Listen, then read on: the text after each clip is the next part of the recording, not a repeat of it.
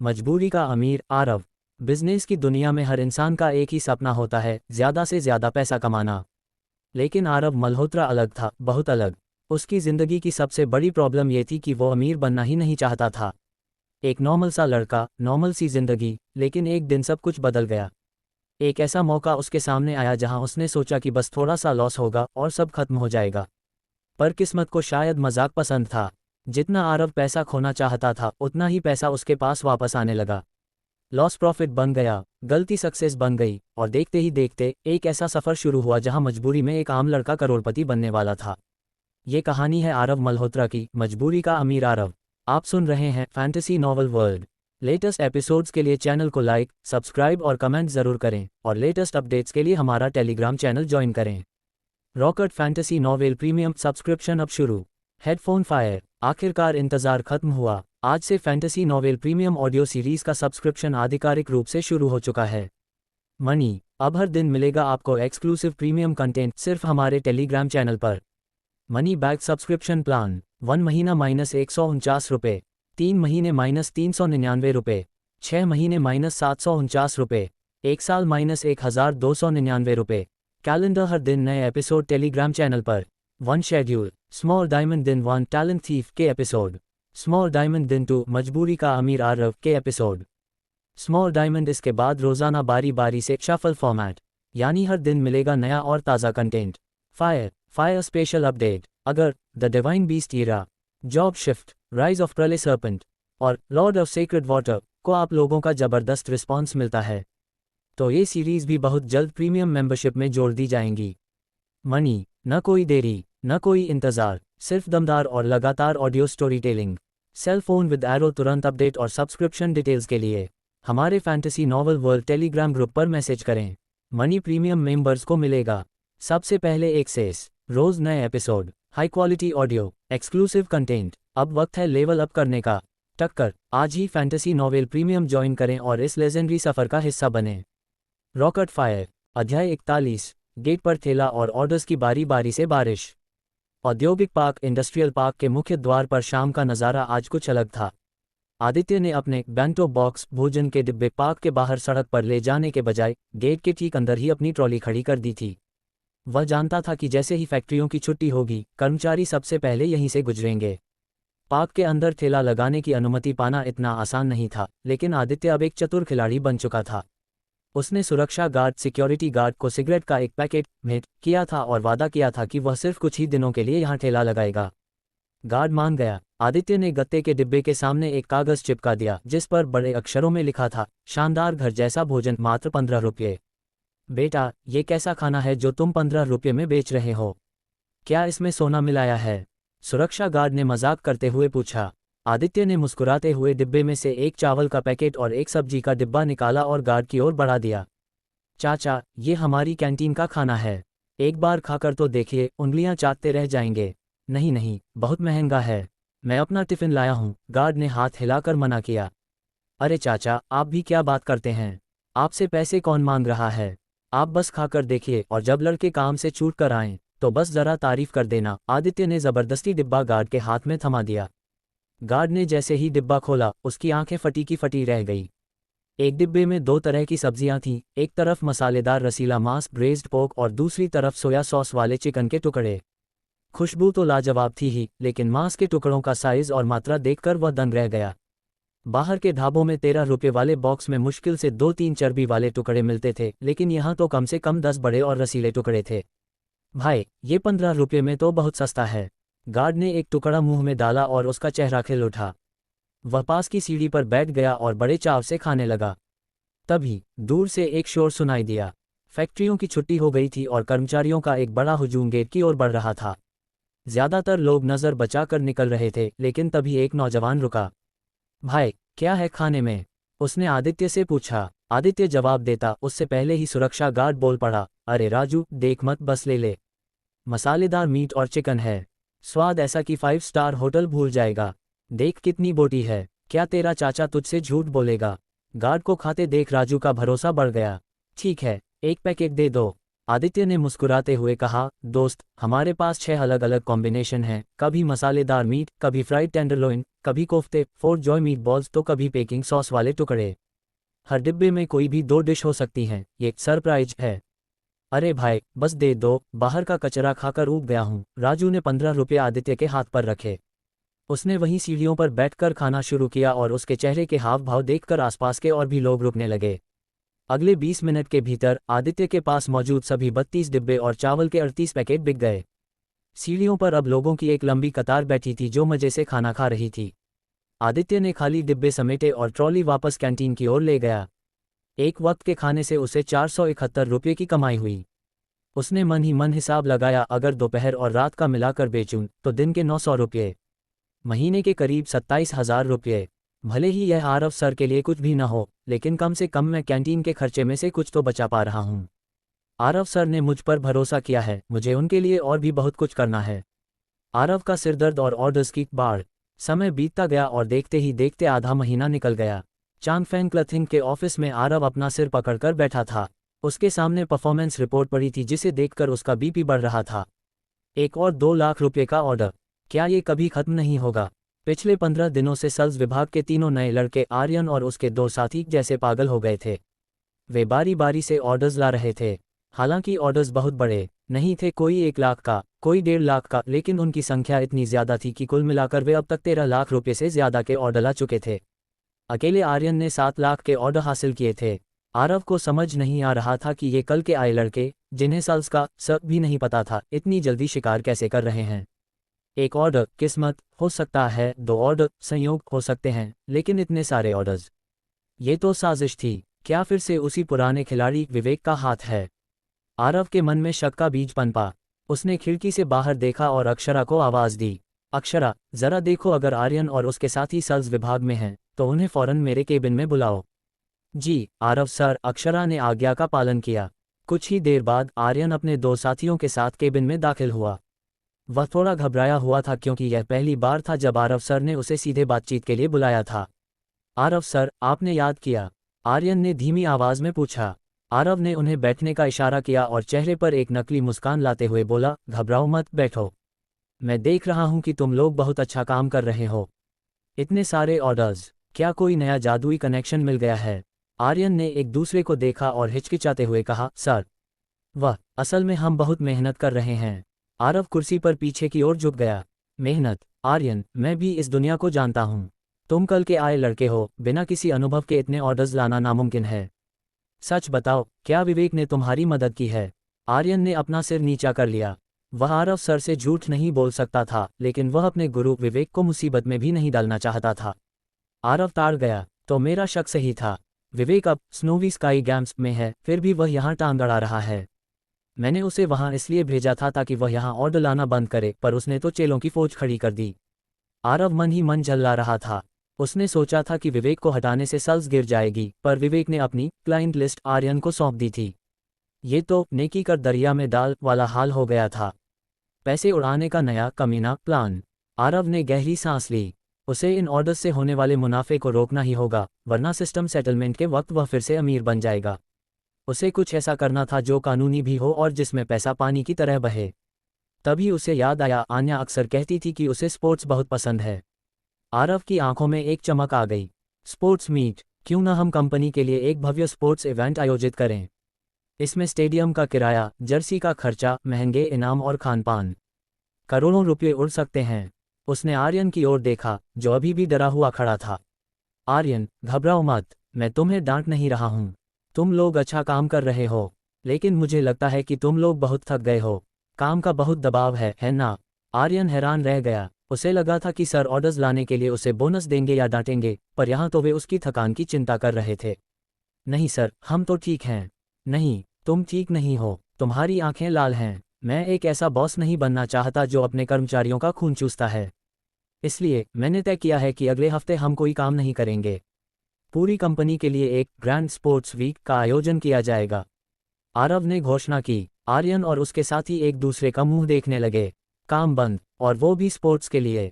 और सुनो, आरव ने आगे कहा, इसमें जीतने वाले को मामूली कप या मेडल नहीं मिलेगा।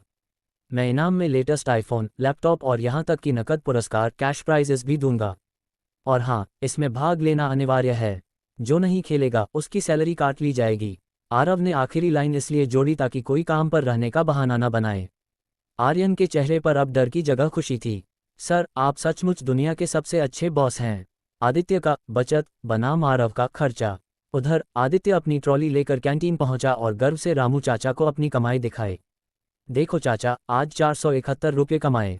अब हमें कैंटीन के लिए आरव सर से कम पैसे मांगने पड़ेंगे। रामू चाचा की आंखों में आंसू आ गए। बेटा, तू सच में कंपनी का वफादार है। आरव सर को जब पता चलेगा कि तू उनकी बचत कर रहा है तो वे कितने खुश होंगे। बेचारे रामू चाचा और आदित्य, उन्हें क्या पता था कि जिस वक्त वे 400 रुपये बचाने की खुशी मना रहे थे उसी वक्त उनके बॉस आरव सर करोड़ों रुपये ठिकाने लगाने का प्लान बना चुके थे। आरव ने अक्षरा को बुलाया। अक्षरा, शहर का सबसे महंगा स्टेडियम बुक करो। जर्सी के लिए सबसे बड़े ब्रांड से बात करो। और हाँ, इनामों की लिस्ट ऐसी होनी चाहिए कि उसे देखकर लोगों के होश उड़ जाएं। हमें कम से कम 50 लाख रुपये इस इवेंट में उड़ाने हैं। अक्षरा थोड़ी झिझकी, पर सर, 50 लाख, क्या ये बहुत ज़्यादा नहीं है? अक्षरा, सेहत से बढ़कर कुछ नहीं होता। क्या तुम चाहती हो कि हमारे कर्मचारी बीमार पड़ें? जाओ और जो मैंने कहा वो करो, आरव ने सख्ती से कहा। आरव ने अपनी कुर्सी पर आराम से बैठते हुए सोचा, आदित्य तुम चाहे जितनी बचत कर लो, विवेक तुम चाहे जितने ऑर्डर ले आओ, पर जब तक मैं यहाँ हूँ मैं इस कंपनी को कभी मुनाफे में नहीं आने दूंगा। ये स्पोर्ट्स मीट मेरे लिए जैकपॉट साबित होगी। गेमिंग वर्ल्ड का नया मोड़। इधर स्नोवी स्काई गेम्स में निखिल और आकाश एक नई समस्या से जूझ रहे थे। त्यानलों गेम में अचानक से बहुत सारे बोट्स नकली खिलाड़ी आ गए थे। ये बोट्स और कुछ नहीं बल्कि हर्षित की गिल्ड के लोग थे जो पागलों की तरह जोड़ वन भाग्य वाली अंगूठी ढूंढ रहे थे। आकाश भाई, ये बहुत अजीब है। ये लोग गेम खेल नहीं रहे हैं, ये बस एक ही जगह खड़े होकर घंटों तक ग्राइंडिंग कर रहे हैं। इससे सर्वर पर लोड बढ़ रहा है, निखिल ने बताया। आकाश ने सिर खुजलाया। क्या ये आरव सर का कोई नया प्लान है? उन्होंने कहा था कि गेम को ऐसा बनाओ कि कोई खेल न पाए, पर यहाँ तो लोग पागलों की तरह घुसे जा रहे हैं। तभी वहाँ विवेक दाखिल हुआ। उसके हाथ में वही चाय का डिब्बा था जो आर्यन उसे देकर गया था। क्या हुआ दोस्तों, चेहरे पर 12 क्यों बजे हैं? आकाश ने उसे सारी बात बताई। विवेक मुस्कुराया। चिंता मत करो, अगर वे खेलना चाहते हैं तो उन्हें खेलने दो, पर याद रखो आरव सर ने क्या कहा था, हमें मुनाफा नहीं कमाना है। क्यों ना हम गेम में कुछ ऐसी बाधाएं डाल दें कि ये ग्राइंडर्स भी परेशान हो जाएं। विवेक को क्या पता था कि उसका हर सुझाव आरव के पैसा गंवाने के मिशन को अनजाने में सफल बना रहा था। लेकिन उसे ये भी नहीं पता था कि उसका प्रिय शिष्य आर्यन अब आरव सर की स्पोर्ट्स मीट की तैयारी में जुट गया है, जहां असल खेल होने वाला था। स्पोर्ट्स मीट की तैयारी। अगले कुछ दिनों तक चांगफेंग क्लथिंग और स्नोवी स्काई गेम्स में काम पूरी तरह ठप हो गया। कर्मचारी सिलाई मशीनों और कंप्यूटरों के बजाय बैडमिंटन रैकेट, फुटबॉल और रनिंग शूज़ की चर्चा कर रहे थे। आरव ने तान्या को भी इस काम में लगा दिया। तान्या जी, आप वकील हैं तो आप ये सुनिश्चित कीजिए कि इस स्पोर्ट्स इवेंट के दौरान अगर किसी को चोट लगती है तो कंपनी उसे करोड़ों का मुआवजा दे सके। ऐसे क्लॉज डालिए कि हमें ज़्यादा से ज़्यादा पैसा खर्च करना पड़े। तान्या दंग रह गई। सर, आमतौर पर कंपनियां लायबिलिटी जिम्मेदारी से बचने के लिए क्लॉज डालती हैं, आप तो मुआवजा देने के लिए मर रहे हैं। मैं अपनी प्रजा, मेरा मतलब है अपने कर्मचारियों से बहुत प्यार करता हूं, आरव ने इमोशनल ड्रामा करते हुए कहा। तान्या ने मन ही मन सोचा, यह आदमी या तो भगवान है या फिर पागल। पर जो भी है, मेरा काम तो आसान कर रहा है। उधर आन्या भी बहुत उत्साहित थी। उसने आरव से कहा, भाई, मैं भी इस स्पोर्ट्स मीट में हिस्सा लूंगी। मैं किरण भाभी को भी बुलाऊंगी। हाँ हाँ, सबको बुला लो। जितने ज़्यादा लोग उतना ज़्यादा खर्चा। आरव खुशी से नाच उठा। उसे लग रहा था कि अब उसकी जीत पक्की है। 13 लाख का मुनाफा, उसे तो वह एक दिन के नाश्ते में उड़ा देगा। लेकिन उसे क्या पता था कि इस स्पोर्ट्स मीट के दौरान कुछ ऐसा होने वाला था जो उसके नुकसान के प्लान को एक बहुत बड़े मार्केटिंग धमाके में बदल सकता था। आदित्य का 15 रुपये वाला लंच बॉक्स अब इंडस्ट्रियल पार्क के बाहर एक ब्रांड बनता जा रहा था। और जब स्पोर्ट्स मीट शुरू होगी तो क्या ये ब्रांड आरव की किस्मत चमकाएगा या उसे डुबोएगा? ये तो आने वाला वक्त ही बताएगा। अध्याय 42। आरव सर को लगता है कि हम मेहनत नहीं कर रहे हैं। आरव सर, ये सब मेरे गुरुजी की कृपा है। कुछ समय पहले मैं विवेक गुरुजी के पास स्नोवी स्काई गेम्स गया था ताकि उनसे सेल्स के कुछ गुर सीख सकूं। मेरी बात सुनने के बाद गुरुजी ने बड़े दिल का परिचय देते हुए अपने सालों की मेहनत से कमाए हुए सभी पुराने ग्राहकों की लिस्ट क्लाइंट रिसोर्सेज हमारे साथ साझा कर दी। यह उन्हीं ग्राहकों की वजह से है कि हमें इतने सारे ऑर्डर मिल रहे हैं। लेकिन उससे भी ज़रूरी बात यह है कि हमारी फैक्ट्री में बनने वाले कपड़ों की क्वालिटी वाकई लाजवाब है। ग्राहकों को माल पसंद आ रहा है, इसलिए ऑर्डर मिलने में आसानी हो रही है। आर्यन ने आरव के पूछने पर पूरी ईमानदारी से सारी बात बता दी। उसे लगा कि गुरुजी ने इतनी बड़ी मदद की है तो आरव सर के सामने उनका नाम लेना तो बनता ही है। आखिर गुरुजी ने अपने करियर की सबसे कीमती चीज़ उन्हें दे दी थी। आरव का हार्ट अटैक वाला पल। आर्यन का गुरु यानी वही गद्दार विवेक। आरव ने अपना सीना पकड़ लिया। उसे ऐसा लगा जैसे किसी ने उसके पैर के नीचे से ज़मीन खींच ली हो। वह मन ही मन चिल्लाया, कितना बड़ा दानवीर है यह विवेक। मैंने उसे यहाँ से निकालकर गेमिंग कंपनी में इसलिए भेजा था ताकि वह यहाँ ऑर्डर लाना बंद करे और मेरा नुकसान हो सके, लेकिन यह आदमी तो वहाँ बैठकर भी रिमोट कंट्रोल से यहाँ ऑर्डर भिजवा रहा है। सालों की जमा पूंजी इन नए लड़कों को दे दी। तू गद्दार है या महात्मा? आरव को लगा कि अगर यह सिलसिला जारी रहा तो उसे सिस्टम सेटलमेंट से पहले ही गुस्से के मारे हार्ट अटैक आ जाएगा। ठीक है, मैं स्थिति समझ गया, तुम लोग अब जा सकते हो, आरव ने बहुत ही कमज़ोर आवाज़ में हाथ हिलाते हुए कहा। उसकी आवाज़ में ऐसी निराशा थी जैसे कोई सब कुछ हार गया हो। आर्यन और उसके साथी उठे और केबिन से बाहर निकल गए। सेल्स विभाग का गलत विश्लेषण। सेल्स विभाग में वापस पहुंचने पर विकास ने आर्यन को रोककर पूछा, भाई, मैंने अभी आरव सर का चेहरा देखा। वे कुछ नाखुश से लग रहे थे। क्या हमने कुछ गलत कर दिया? हाँ, वे वाकई थोड़े परेशान थे। आर्यन ने गंभीर होकर सिर हिलाया। उसने भी आरव सर के चेहरे पर छाई मायूसी देख ली थी। जब मैं केबिन में गया था तब सर बहुत प्यार से पेश आ रहे थे, लेकिन जैसे ही मैंने गुरुजी विवेक की दी हुई क्लाइंट लिस्ट का जिक्र किया, उनके माथे पर बल पड़ गए। उनका चेहरा एकदम से उतर गया। आर्यन गहरी सोच में डूब गया। कुछ ही पलों बाद उसकी आंखों में एक नई चमक आई। उसे लगा कि उसने असली वजह ढूंढ ली है। उसने अपने दोनों साथियों की ओर देखा और फुसफुसाते हुए कहा, मुझे लगता है कि आरव सर को लगता है कि हम मेहनत नहीं कर रहे हैं। क्या? पर भाई, हमने इतने सारे ऑर्डर तो लाकर दिए हैं। सेल्समैन कैलाश ने हैरानी से पूछा। वही तो बात है, हमें लग रहा है कि इतने ऑर्डर काफ़ी हैं, पर आरव सर की नज़रों में यह ऊँट के मुंह में जीरा है। आर्यन ने विश्लेषण करना शुरू किया। सोचो, ये सारे ऑर्डर तो उन ग्राहकों से मिले हैं जिनकी लिस्ट गुरुजी ने हमें दी थी। इसमें हमारी अपनी मेहनत कहाँ है? हम तो बस पक्की पकाई खिचड़ी खा रहे हैं। आर्यन ने खुद को धिक्कारते हुए आगे कहा, जब गुरुजी सेल्स विभाग में थे तो उन्होंने अकेले ही 10 लाख का ऑर्डर हासिल किया था, और हम गुरुजी की दी हुई लिस्ट का इस्तेमाल करके सिर्फ 10-20 हज़ार के छोटे छोटे ऑर्डर ला रहे हैं और खुद को 30 मार्का समझ रहे हैं। आरव सर इसीलिए दुखी हैं। उन्हें गुस्सा आ रहा है कि हमारे पास इतने अच्छे संसाधन होने के बावजूद हम आलसी बने हुए हैं और बड़े ऑर्डर्स के लिए बाहर नहीं निकल रहे। दूसरे दोनों सेल्समैन ने सहमति में सिर हिलाया। पिछले 2-3 दिनों से वे वाकई थोड़े ढीले पड़ गए थे। उन्हें लग रहा था कि वे कंपनी के हीरो बन चुके हैं। आरव सर वैसे तो बहुत दयालु हैं, वे हमें सीधे तौर पर डांटकर नीचा नहीं दिखाना चाहते थे, इसलिए उन्होंने सिर्फ इशारों में अपनी निराशा जाहिर की। हमें उनकी उम्मीदों पर खरा उतरना होगा। तीनों ने एक दूसरे की ओर देखा और बिना वक्त गंवाए सेल्स विभाग से बाहर निकल पड़े। वे अब और भी ज्यादा जुनून के साथ नए ग्राहकों को ढूंढने के लिए शहर की ओर रवाना हो गए। कैंटीन का नया सिरदर्द। इधर केबिन के अंदर आरव काफ़ी देर तक खामोश रहा। उसके पास सिस्टम फंड में 30 लाख से कुछ ज़्यादा बचे थे। कर्मचारियों की सैलरी और स्पोर्ट्स मीट का भव्य खर्चा निकालने के बाद उसे बस 10 लाख रुपये और ठिकाने लगाने थे। लेकिन इन सेल्स वालों की वजह से अब उसे और भी ज़्यादा खर्चा ढूंढना पड़ रहा था। उसने एक लंबी आह भरी। इन लड़कों का क्या करूं? अब क्या उनसे ये कहूं कि विवेक की लिस्ट वापस कर दो और ऑर्डर मत लाओ? सिस्टम मुझे पैसिव लेजीनेस के लिए पकड़ लेगा। आरव ने खुद को शांत किया और मेज़ पर पड़ी दूसरी फाइल उठाई। ये कैंटीन की इस हफ्ते की खरीद प्रोक्योरमेंट की रिपोर्ट थी। जैसे ही उसने रिपोर्ट के आखिरी पन्ने पर नज़र डाली, उसकी भौहें तन गईं। कैंटीन रिटेल लंच बॉक्स योजना, यह क्या नई बला है? उसने हैरान होकर फाइल खोली। जब उसने उसकी सामग्री पढ़ी तो आरव एक बार फिर मौन हो गया। एक गद्दार विवेक बाहर से ऑर्डर भिजवा रहा है और अब ये दूसरा खिलाड़ी आदित्य अंदर बैठकर पैसे बचा रहा है। आदित्य, तू तो बड़ा बिजनेसमैन निकला। कैंटीन का बचा हुआ खाना बेचकर तूने आधे महीने में 10,000 रुपये से ज़्यादा कमा लिए। मैं तेरा शुक्रिया अदा कैसे करूं? आरव का चेहरा गुस्से से लाल पीला हो रहा था। अब उसे समझ आया कि पिछले कुछ दिनों से कैंटीन का बजट पहले से कम क्यों आ रहा था। ये दोनों विवेक और आदित्य मिलकर आरव के मिशन की धज्जियां उड़ा रहे थे। एक आरव के लिए पैसे कमा रहा था और दूसरा आरव के पैसे बचा रहा था। कैंटीन में छापेमारी। अक्षरा, आज तुम्हें मेरे लिए लंच लाने की ज़रूरत नहीं है। मैं आज खुद कैंटीन जाकर खाना खाऊंगा, आरव ने अपनी मेज़ से उठते हुए कहा। वह अपनी आंखों से देखना चाहता था कि आदित्य ने ये बचा हुआ खाना बेचने का गोरखधंधा कैसे शुरू किया है। दोपहर के करीब 12:20 बजे, जब ज़्यादातर कर्मचारी खाना खाकर जा चुके थे, आरव और अक्षरा कैंटीन पहुंचे। आरव सीधा रसोई की ओर बढ़ा। वहां उसने देखा कि आदित्य रसोई के पास वाली एक खिड़की के पास खड़ा होकर कागज पर कुछ लिख रहा था। आरव ने अपने पैर दबाकर चलना शुरू किया ताकि आदित्य को उसकी आहट न मिले। वह चुपके से आदित्य के पीछे जाकर खड़ा हो गया। आदित्य पूरी तन्मयता से एक सफ़ेद कागज पर बड़े बड़े अक्षरों में लिख रहा था। आज का विशेष मेन्यू: चटपटी मसालेदार पसलियां, braised pork ribs, soya sauce chicken wings, murgh makhani, भुना हुआ गोश्त।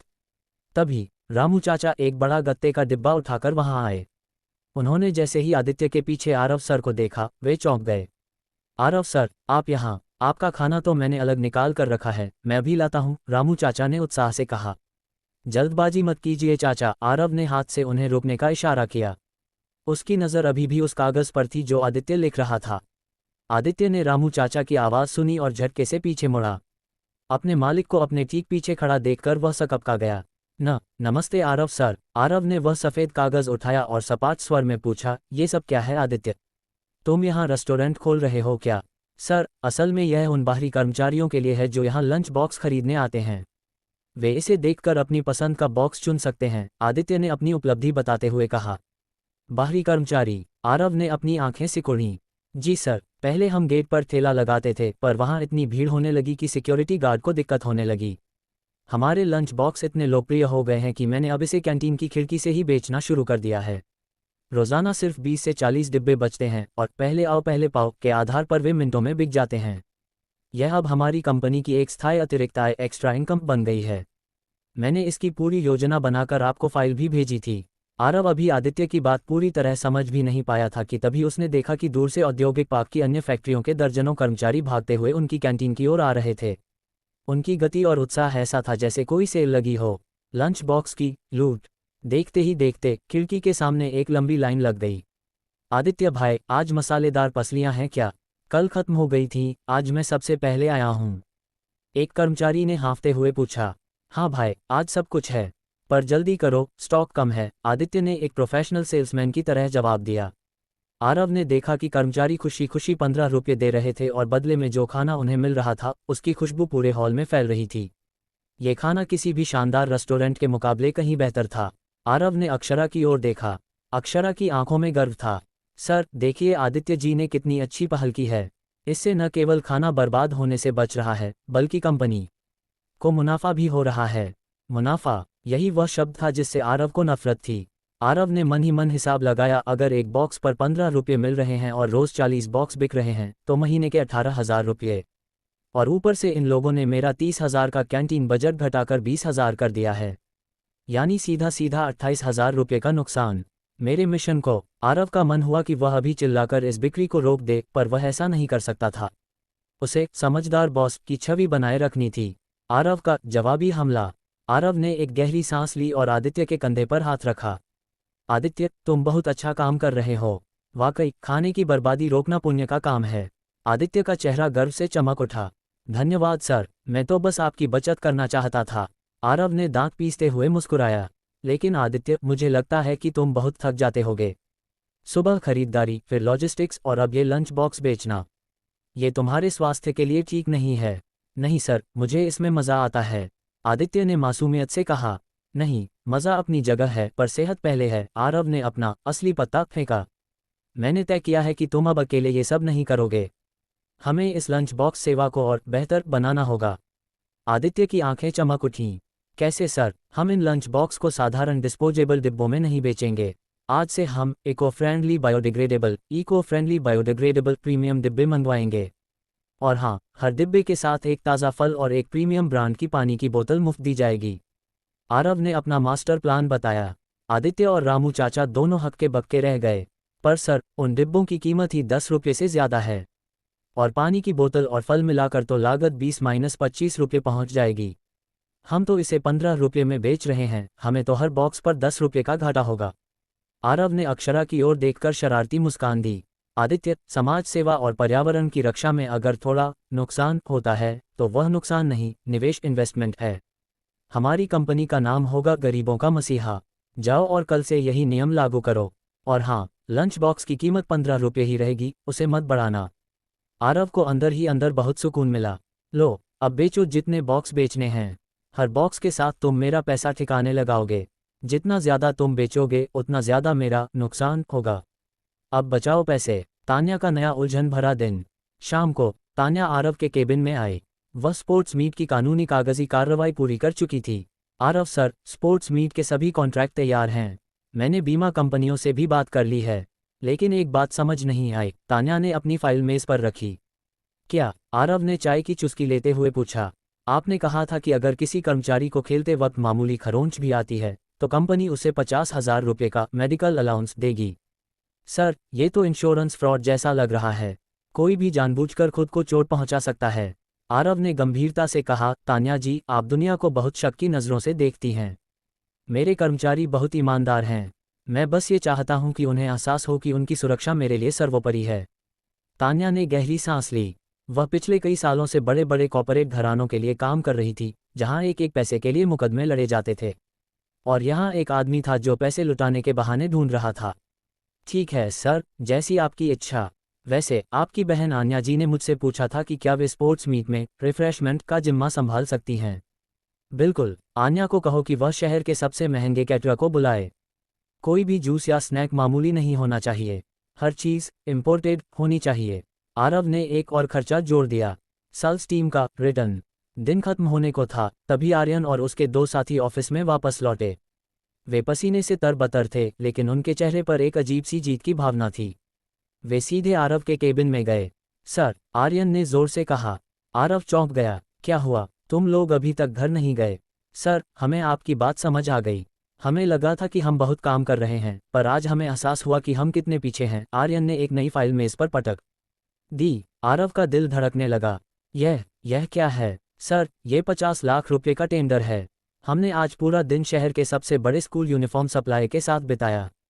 हमने उन्हें यकीन दिलाया कि चांगफेंग क्लॉथिंग की क्वालिटी दुनिया में सबसे अच्छी है। उन्होंने हमें ट्रायल के तौर पर यह ऑर्डर दिया है। आर्यन ने गर्व से चिल्लाकर कहा। आरव के हाथ से चाय का कप गिरते गिरते बचा। 50 लाख? जी सर, और ये तो बस शुरुआत है। हम अब दिन रात एक कर देंगे ताकि आपको हम पर गर्व हो सके। तीनों सेल्समैन ने एक साथ सलाम किया और जोश में बाहर निकल गए। आरव अपनी कुर्सी पर पत्थर की तरह जम गया। 50 लाख का मुनाफा, प्रीमियम डिब्बों का खर्चा, स्पोर्ट्स मीट का खर्च। आरव ने मन ही मन गणित लगाया और पाया कि वह फिर से वहीं खड़ा है जहां से शुरू किया था। नहीं, बल्कि अब तो वह और भी अमीर होने वाला था। उसने अपना सिर मेज पर पटक दिया। हे भगवान, मैं पैसा गंवाना चाहता हूँ, कमाना नहीं। ये सब लोग मेरी जान के पीछे क्यों पड़े हैं? अक्षरा पास खड़ी होकर मुस्कुरा रही थी। उसे लग रहा था कि आरव सर इतने खुश हैं कि उनके पास शब्द नहीं हैं। आरव सर, आप वाकई महान हैं। आपकी प्रेरणा ने इन लड़कों की जिंदगी बदल दी। आरव ने मन ही मन सोचा, प्रेरणा नहीं, यह मेरी बर्बादी की कहानी है। क्या आरव का प्रीमियम लंच बॉक्स वाला प्लान 50 लाख के मुनाफे को रोक पाएगा? अध्याय 43। आदित्य के पास है एक बड़ा दांव।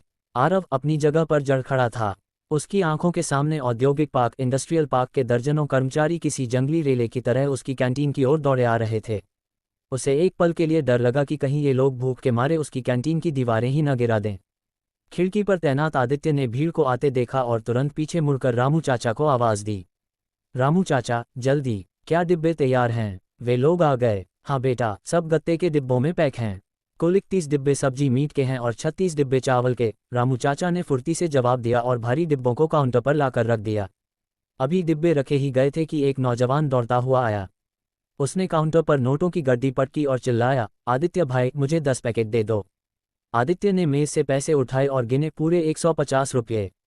उसने मुस्कुराते हुए खिड़की पर लगे नए मेन्यू कार्ड की ओर इशारा किया। भाई, आज का मेन्यू तो देख लो।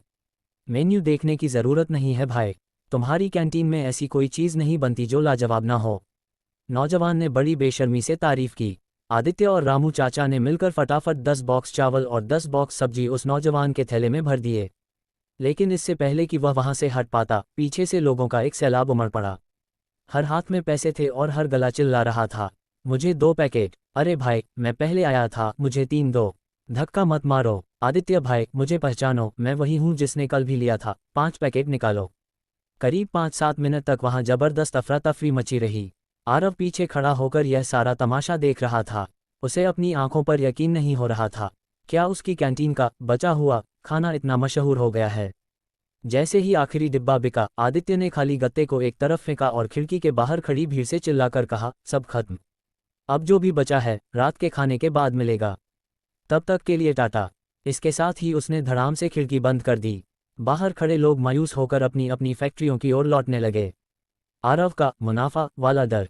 आदित्य ने बिके हुए डिब्बों से मिले पैसे सलीके से गिने और फिर आरव के पास आकर थोड़ा नर्वस होते हुए बोला, आरव सर, लंच बॉक्स बेचकर जो भी पैसा मिला है मैंने उसे सीधे कैंटीन की नई खरीद प्रोक्योरमेंट में डाल दिया है। मैं गारंटी देता हूं कि एक पैसा भी इधर बधर नहीं हुआ है। आरव ने आदित्य की ईमानदारी देखी तो उसके चेहरे की नसें फड़कने लगीं। उसने बेबसी में हाथ हिलाया, कोई बात नहीं, ठीक है। वह मन ही मन सोच रहा था, यही तो समस्या है। तुम इतने ईमानदार क्यों हो?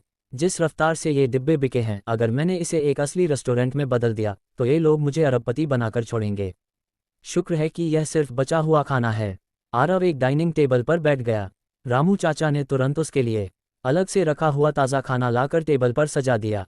6 तरह की लाजवाब डिशेज आरव के सामने महक रही थीं। तुम सब भी बैठो, आरव ने इशारा किया। आदित्य, रामू चाचा और अक्षरा के बैठने के बाद आरव ने शांति से आदित्य की ओर देखा। तो ये कैंटीन से खाना बेचने का मास्टर प्लान तुम्हारा था?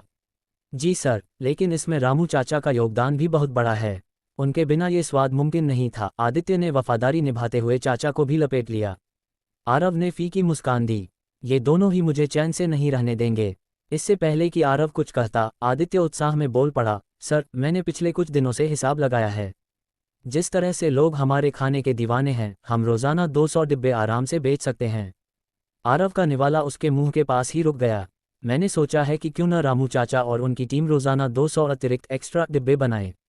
अगर हम 200 डिब्बे बेचते हैं तो दिन के 3000 रुपये होते हैं। दिन में 2 बार लंच और डिनर बेचने पर हमें रोज़ाना 6000 रुपये की कमाई होगी। आदित्य की आंखों में चमक थी। सर, अभी हमारी कैंटीन का रोज़ का खर्चा 3000 रुपये है। अगर हम 6000 कमाते हैं तो खर्चा निकालने के बाद भी हमें 3000 रुपये रोज़ का शुद्ध मुनाफा होगा, यानी महीने के करीब 1 लाख रुपये। हमारी कैंटीन न सिर्फ मुफ्त में चलेगी बल्कि कंपनी को हर महीने 1 लाख की कमाई करके देगी।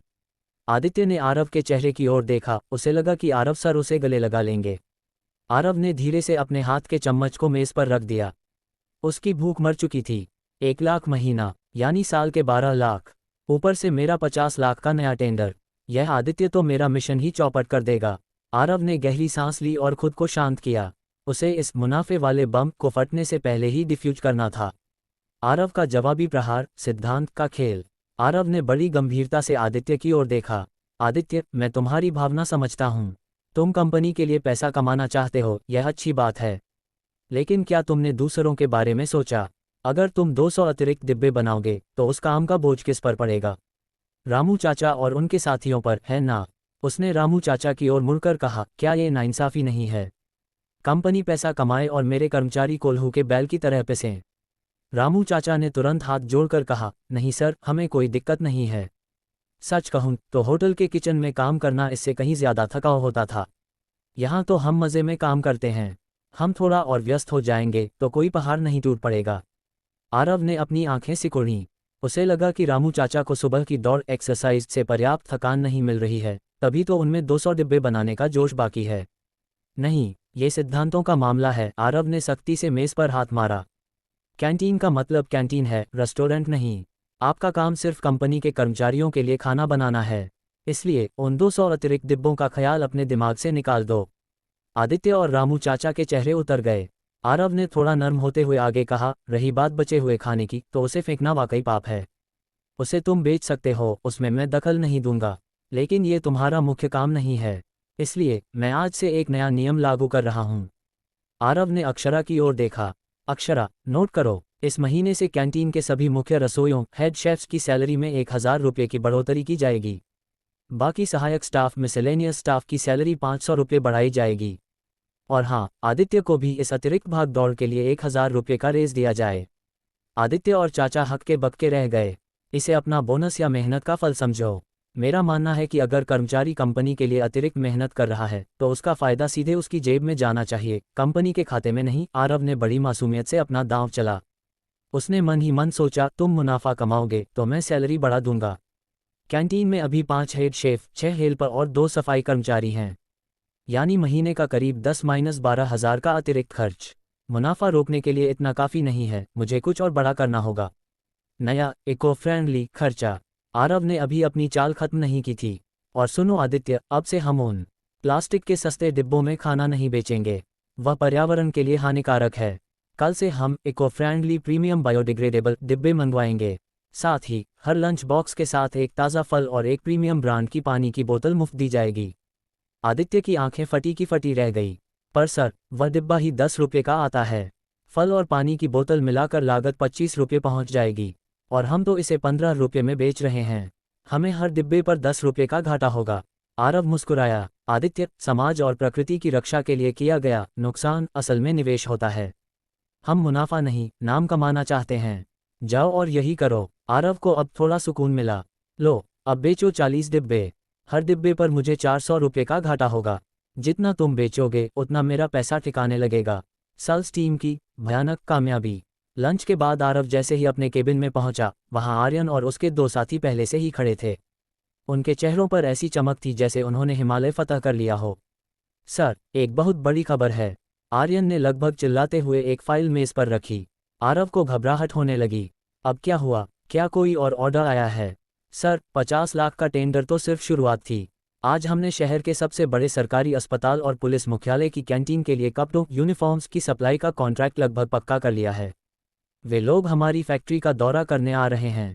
उन्हें हमारा लंच बॉक्स वाला आइडिया और आपकी उदारता इतनी पसंद आई कि उन्होंने हमें प्राथमिकता दी है। आरव के हाथ का गिलास मेज पर गिर गया। पानी फैलने लगा, पर आरव का ध्यान वहां नहीं था। यूनिफॉर्म, सरकारी अस्पताल, ये करोड़ों का काम हो सकता है, आरव ने लड़खड़ाते हुए कहा। जी सर, ये सब आपकी उस मेहनत और सेहत वाली पॉलिसी की वजह से हुआ।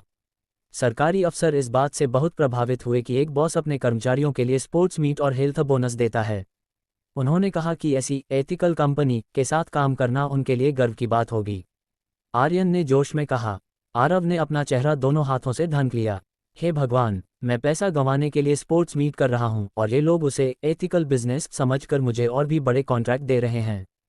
तान्या को लाया ताकि कानूनी पचड़ों में पैसा उड़े, पर उसकी वजह से कंपनी की इमेज और भी साफ हो गई। अब ये करोड़ों का यूनिफॉर्म कॉन्ट्रैक्ट, मैं इसे कैसे रोकूं? हर्षित की चाल और तियानलोंग गेम। उधर स्नोवी स्काई गेम्स में निखिल ने आरव को फ़ोन किया। आरव सर, एक अजीब बात हुई है। तियानलोंग गेम में अचानक से असली खिलाड़ियों की बाढ़ आ गई है। हमें लगा था कि ड्रॉप रेट कम करने से लोग भाग जाएंगे, पर हुआ इसका उल्टा। आरव ने फ़ोन कान से सटाया। उल्टा कैसे? सर, हर्षित ने मार्केट में यह अफवाह फैला दी है कि भाग्य जोड़ एक वाली अंगूठी जिसके पास होगी वह असल जिंदगी में भी लकी हो जाएगा। लोग इसे एक रेयर कलेक्टेबल मान रहे हैं। अब लोग गेम खेलने के लिए नहीं, बल्कि उस अंगूठी को पाकर ऊंची कीमत पर बेचने के लिए आ रहे हैं। हमारा रेवेन्यू पिछले 24 घंटों में 200% बढ़ गया है। आरव ने बिना कुछ कहे फ़ोन काट दिया। उसकी हालत उस जुआरी जैसी थी जो हारने के लिए दांव लगा रहा था, पर हर बार उसकी लॉटरी निकल रही थी। कैंटीन से मुनाफा, सेल्स से करोड़ों का टेंडर और अब गेम से जबरदस्त कमाई। आरव को लगा कि उसका मजबूरी में करोड़पति बनने का सफ़र अब अरबपति की ओर मुड़ रहा है। अक्षरा, आरव ने चिंघाड़कर आवाज़ दी। अक्षरा दौड़ती हुई आई। जी सर, स्पोर्ट्स मीट का बजट दोगुना कर दो। हमें स्टेडियम में सिर्फ स्नैक्स नहीं बल्कि पूरा 5 कोर्स मील देना है। और हर कर्मचारी को एक स्पोर्ट्स किट के साथ एक महंगा स्मार्ट वॉच भी मिलेगा। अभी के अभी इसका ऑर्डर दो। आरव ने पागलों की तरह आदेश दिया। अक्षरा मुस्कुराई। सर, आप वाकई अपने कर्मचारियों का कितना ख्याल रखते हैं। मैं अभी व्यवस्था करती हूँ। आरव अपनी कुर्सी पर ढह गया। उसे समझ नहीं आ रहा था कि वह रोए या हंसे। बस 20 दिन और, अगर इन 20 दिनों में मैंने ये करोड़ों रुपये नहीं उड़ाए तो सिस्टम मुझे जिंदा गाड़ देगा। मुझे कुछ और भयानक सोचना होगा, कुछ ऐसा जो सच में विनाशकारी हो। क्या आरव का स्मार्ट वॉच और 5 कोर्स मील वाला प्लान करोड़ों के मुनाफे को रोक पाएगा, या फिर उसकी ये दरियादिली उसे और भी ऊंचाइयों पर ले जाएगी? अध्याय 44, 5 चक्कर और अभ्यास। किस्मत का धनी है जगदीश। आरव ने कुछ पल के लिए अपनी बाहें सिकुड़ी और गहरी सोच में डूब गया। उसका दिमाग बिजली की गति से यह गणित लगा रहा था कि इस नए मुनाफे को कैसे न्यूट्रलाइज किया जाए। आदित्य ने लंच बॉक्स बेचकर जो पैसा बचाया था उसे कहीं न कहीं तो ठिकाने लगाना ही था। देखा जाए तो सिर्फ कैंटीन ही क्यों, कंपनी के बाकी विभागों के कर्मचारियों को भी तो प्रोत्साहन मिलना चाहिए, आरव ने अचानक गंभीर स्वर में कहा। अक्षरा, जो पास ही खड़ी नोट ले रही थी, चौंक गई। आरव ने आगे कहा, अक्षरा, एक नई पॉलिसी तैयार करो। हमारी कंपनी के वे सभी कर्मचारी जिन्होंने 1 महीने से ज़्यादा काम कर लिया है और जो लीडर या उससे ऊपर के स्तर पर हैं, उन सभी की सैलरी में 1,000 रुपये की सीधी बढ़ोतरी की जाएगी।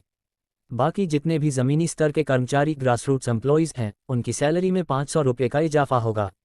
आरव ने एक गहरी सांस ली, जैसे उसने बहुत बड़ा बोझ अपने सिर से उतारा हो। हाँ, ये तय रहा। तुम जाकर सारा हिसाब किताब लगा लो, और याद रखना, ये सैलरी वृद्धि की नीति स्नोवी स्काई गेम्स पर भी लागू होगी। वहाँ के कर्मचारियों को भी इसका लाभ मिलना चाहिए। जी आरव सर। अक्षरा एक पल के लिए हक्की बक्की रह गई, फिर उसने जल्दी से सिर हिलाया। उसे विश्वास नहीं हो रहा था कि एक लंच बॉक्स की चर्चा से बात पूरी कंपनी की सैलरी बढ़ाने तक पहुंच जाएगी। आदित्य और रामू चाचा भी सदमे में अपना मुंह फाड़े खड़े थे। उन्हें तो बस यूं ही बैठे बिठाए सैलरी में बढ़ोतरी मिल गई थी।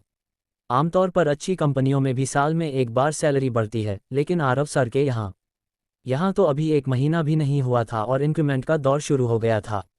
आरव ने उनके हैरान चेहरों की ओर ध्यान नहीं दिया और शांति से अपना खाना खाने लगा। आखिरकार उसने वह पैसा खर्च करने का रास्ता ढूंढ लिया था जो आदित्य ने बड़ी मेहनत से कमाया था। अब जाकर उसकी भूख खुली और उसने मजे से भोजन किया। हालांकि उसे एक बात का अफसोस जरूर था। वह उन नए कर्मचारियों की सैलरी भी बढ़ाना चाहता था जो अभी अभी भर्ती हुए थे, लेकिन सिस्टम ने उसे चेतावनी दे दी थी कि जिन कर्मचारियों ने 1 महीने से कम समय तक काम किया है, वे तब तक वेतन वृद्धि के पात्र नहीं है जब तक कि उनमें कोई विशेष प्रतिभा न हो। कितना दुर्भाग्यपूर्ण है, आरव ने मन ही मन सोचा, वरना मैं और भी ज्यादा पैसा ठिकाने लगा पाता। 5 चक्करों का इनाम। लंच खत्म होने के बाद आरव उठकर जाने ही वाला था कि उसे एक ऐसी बात याद आई जिसे वह लगभग भूल ही गया था। उसने रामू चाचा की ओर देखा और फिर अक्षरा से कहा, अगले कुछ दिनों में हमारी स्पोर्ट्स मीट होने वाली है। मुझे लगता है कि हमारे कर्मचारियों की स्टेमिना सहनशक्ति अभी भी थोड़ी कम है। इसलिए कल से सुबह की दौड़ का अभ्यास बढ़ा देते हैं। अब से हम रोजाना 15 चक्कर लगाएंगे। ये बोलकर आरव सीधा बाहर निकल गया। जाते जाते उसने तिरछी नज़र से रामू चाचा की ओर देखा। चाचा, आपने कहा था न कि आप में लंच बॉक्स बनाने की बहुत ताकत बची है। तो अब 5 चक्कर और लगाकर देखिए। आरव ने मन ही मन एक शरारती मुस्कान दी। आरव सर को जाते देख रामू चाचा अपनी कुर्सी पर बिल्कुल हताश होकर बैठ गए। उनका चेहरा उतर गया था। हे भगवान, अभी तो बमुश्किल 10 चक्करों की आदत पड़ी थी, अब ये 5 और कहाँ से आ गए। आदित्य भी पास में चुपचाप बैठा रहा। वह रामू चाचा के मुकाबले थोड़ा ज्यादा मजबूत था। इतने दिनों की सुबह की दौड़ ने उसे काफी फिट बना दिया था। लेकिन बात फिटनेस की नहीं थी, बात ये थी कि अगर आराम करने का मौका मिले तो भला कौन दौड़ना चाहेगा। रामू चाचा, लगता है हमारी अतिरिक्त मेहनत आरव सर को कुछ ज्यादा ही पसंद आ गई है, आदित्य ने लंबी सांस छोड़ते हुए कहा। जगदीश की ग्राइंडिंग और जीत। शहर के एक साधारण से किराए के कमरे में एक शख्स कंप्यूटर के सामने पागलों की तरह कीबोर्ड चला रहा था। उसकी आंखों में नींद की कमी की वजह से लाल धारियां उभर आई थीं। कमरे में चारों तरफ कचरा और खाली डिब्बे बिखरे थे। वह बार बार मेज पर रखी रेड बुल की कैन उठाता और एक घूंट भर लेता। ये जगदीश था, जो हर्षित का सबसे वफादार गेमिंग पार्टनर था। काफी समय बीतने के बाद अचानक जगदीश ने कीबोर्ड को जोर से थपथपाया। उसकी आंखें फटी की फटी रह गई थीं। उसने अपनी गर्दन कंप्यूटर स्क्रीन के और करीब की ताकि वह देख सके कि उसने जो देखा है वह सच है या नहीं। अगले ही पल कमरे की दीवारें उसकी जोरदार हंसी से गूंज उठीं। निकल आया, आखिरकार निकल आया। आधा महीना बीत गया और आज किस्मत चमकी। जगदीश चिल्लाया। वह पिछले 15 दिनों से त्यानलोंग गेम में दिन रात एक करके राक्षसों को मार रहा था। आज उसे आखिरकार एक नया इक्विपमेंट उपकरण मिल गया था। खुशी के इस पल में उसने तुरंत उस उपकरण का स्क्रीनशॉट लिया और अपने गिल्ड के चैट ग्रुप में भेज दिया। ग्रुप में संदेशों की बाढ़ आ गई। अरे बाप रे, क्या ये वही नया आइटम है? तेरी किस्मत तो देख, मैं 15 दिनों से रोज 10 घंटे घिस रहा हूँ, मुझे एक ढेला नहीं मिला। वाह, जैसा नाम वैसा काम, गंजीव यानी मेहनत का बादशाह। गिल्ड में पहला नया आइटम जगदीश भाई को मिला है। ये तो यूरोपीय सम्राट लकीएस्ट पर्सन निकला भाई। इसकी किस्मत तो देखो भाई, थोड़ी किस्मत हमें भी उधार दे दो। जगदीश उन संदेशों को देखकर मन ही मन बहुत खुश हुआ, लेकिन जैसे ही उसने यूरोपीय सम्राट शब्द पढ़ा, वह थोड़ा गंभीर हो गया। उसे याद आया कि इस एक आइटम को पाने के लिए उसने शुरू के 2 दिन और 2 रातें पलक तक नहीं झपकाई थी। तीसरे दिन जब वह गिर पड़ा, तब से वह रोज सिर्फ 4 घंटे सो रहा था। पूरे 15 दिनों की नरक जैसी मेहनत के बाद उसे सिर्फ एक जूते की जोड़ी मिली थी। क्या इसे वाकई किस्मत कहते हैं? जगदीश ने आईने में अपनी हालत देखी। उसने 15 दिनों से नहाया नहीं था, उसके बाल जुओं का घर बन चुके थे और शरीर से गंध आ रही थी। उसे खुद पर ही शक होने लगा, लेकिन चून की आइटम मिल गया था तो अब इसे कैश कराने का वक्त था। उसने तुरंत अपना फ़ोन उठाया और हर्षित को कॉल किया। हर्षित भाई, मुझे आइटम मिल गया, जगदीश ने उत्तेजित होकर कहा। कितने मिले? दूसरी तरफ से हर्षित की आवाज़ आई। सिर्फ एक, भाई। फ़ोन पर कुछ पलों की खामोशी रही, फिर हर्षित बोला, ठीक है, गेम में आओ और मुझे यह आइटम ट्रेड सौदा कर दो। हर्षित का क्वांटिटी वाला प्लान। एक शानदार विला के अंदर हर्षित ने फ़ोन रखा और अपने कंप्यूटर पर गेम लॉगिन किया। कुछ ही देर में जगदीश द्वारा पाया गया वह उपकरण अब हर्षित के गेम कैरेक्टर ने पहन रखा था। ये भाग्य जोड़े वाली जूतों की एक जोड़ी थी। ये पिछले आधे महीने में उसके पास आया पहला नया उपकरण था। उसने सोचा था कि वह 1-2 दिन में ही पूरा सेट इकट्ठा कर लेगा। आखिरकार उसने न केवल अपनी पूरी गिल्ड को काम पर लगाया था, बल्कि एक प्रोफेशनल गेमिंग स्टूडियो से भी संपर्क किया था। लेकिन आधा महीना बीतने के बाद भी स्टूडियो वालों के हाथ खाली थे। हर्षित ने सोचा कि उस स्टूडियो वाले मेघराज का क्या हुआ। उसने तुरंत कॉल लगाया। मेघराज, क्या चल रहा है? अभी तक तुम्हारी तरफ से कोई खबर नहीं आई, हर्षित ने झल्लाते हुए पूछा।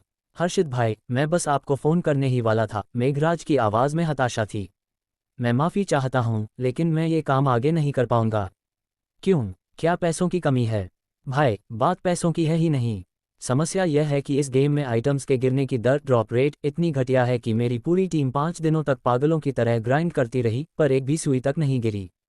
एक स्टूडियो बिना कमाई के इतने दिन नहीं चल सकता। मुझे अपने आधे लड़कों को दूसरे कामों में लगाना पड़ा। मेघराज ने आगे बताया। हर्षित भाई, मैं वाकई शर्मिंदा हूँ, लेकिन मैं आपकी एक मदद कर सकता हूँ। मेरे पास बहुत सारे गेमिंग ग्रुप्स और फोरम हैं। मैं वहाँ आपका विज्ञापन डाल दूंगा। जो भी खिलाड़ी नया आइटम लाएगा, आप उनसे सीधे खरीद लीजिएगा। हर्षित को हैरानी हुई। उसे पता था कि ड्रॉप रेट कम है, पर इतना कम कि एक प्रोफेशनल स्टूडियो भी हार मान जाए। यह आरव का गेम आखिर किस मिट्टी का बना था? लेकिन हर्षित भी हार मानने वालों में से नहीं था। उसने अपनी शान बनाए रखने के लिए कहा, ठीक है, तुम विज्ञापन फैला दो। जितना ज़्यादा प्रचार होगा उतना अच्छा। जो कोई भी नया आइटम लाएगा, मैं उसे 30,000 रुपये में खरीदूंगा। अगर क्वालिटी मेहनत काम नहीं आ रही थी, तो वह क्वांटिटी संख्या से जीतेगा। उसने जगदीश को खुश करने के लिए उसके खाते में 50,000 रुपये ट्रांसफ़र कर दिए। जगदीश ने वह कर दिखाया था जो एक स्टूडियो नहीं कर पाया। मेघराज स्टूडियो का नया मोड़। मेघराज ने फ़ोन रखा और अपने स्टूडियो के सभी लड़कों को इकट्ठा किया। आज से त्यानलोंग गेम में ग्राइंडिंग का मिशन बंद, लेकिन आप लोग अपने दोस्तों, क्लासमेट्स और गेमिंग ग्रुप्स में खबर फैला दो। अगर कोई बाहर का बंदा आइटम लाता है, तो हम उसे हर्षित भाई को बेचेंगे। मैं यहाँ हर आइटम के लिए 20,000 रुपये दूंगा, उसके ऊपर तुम अपना जितना कमीशन रखना चाहो रख सकते हो। मेघराज ने अपनी चाल चल दी थी। उसे पता था कि आरव के इस पागल गेम में मेहनत करना बेकार है, लेकिन अगर कोई और बेवकूफ़ मेहनत करके आइटम लाता है, तो वह बीच में बैठकर मलाई ज़रूर खाएगा। आरव की नई चिंता, प्रसिद्धि का खतरा। इधर आरव अपने केबिन में बैठा छत को घूर रहा था। अक्षरा ने उसे खबर दी थी कि त्यानलोंग गेम के खिलाड़ी सोशल मीडिया पर गेम के बारे में बहुत चर्चा कर रहे हैं।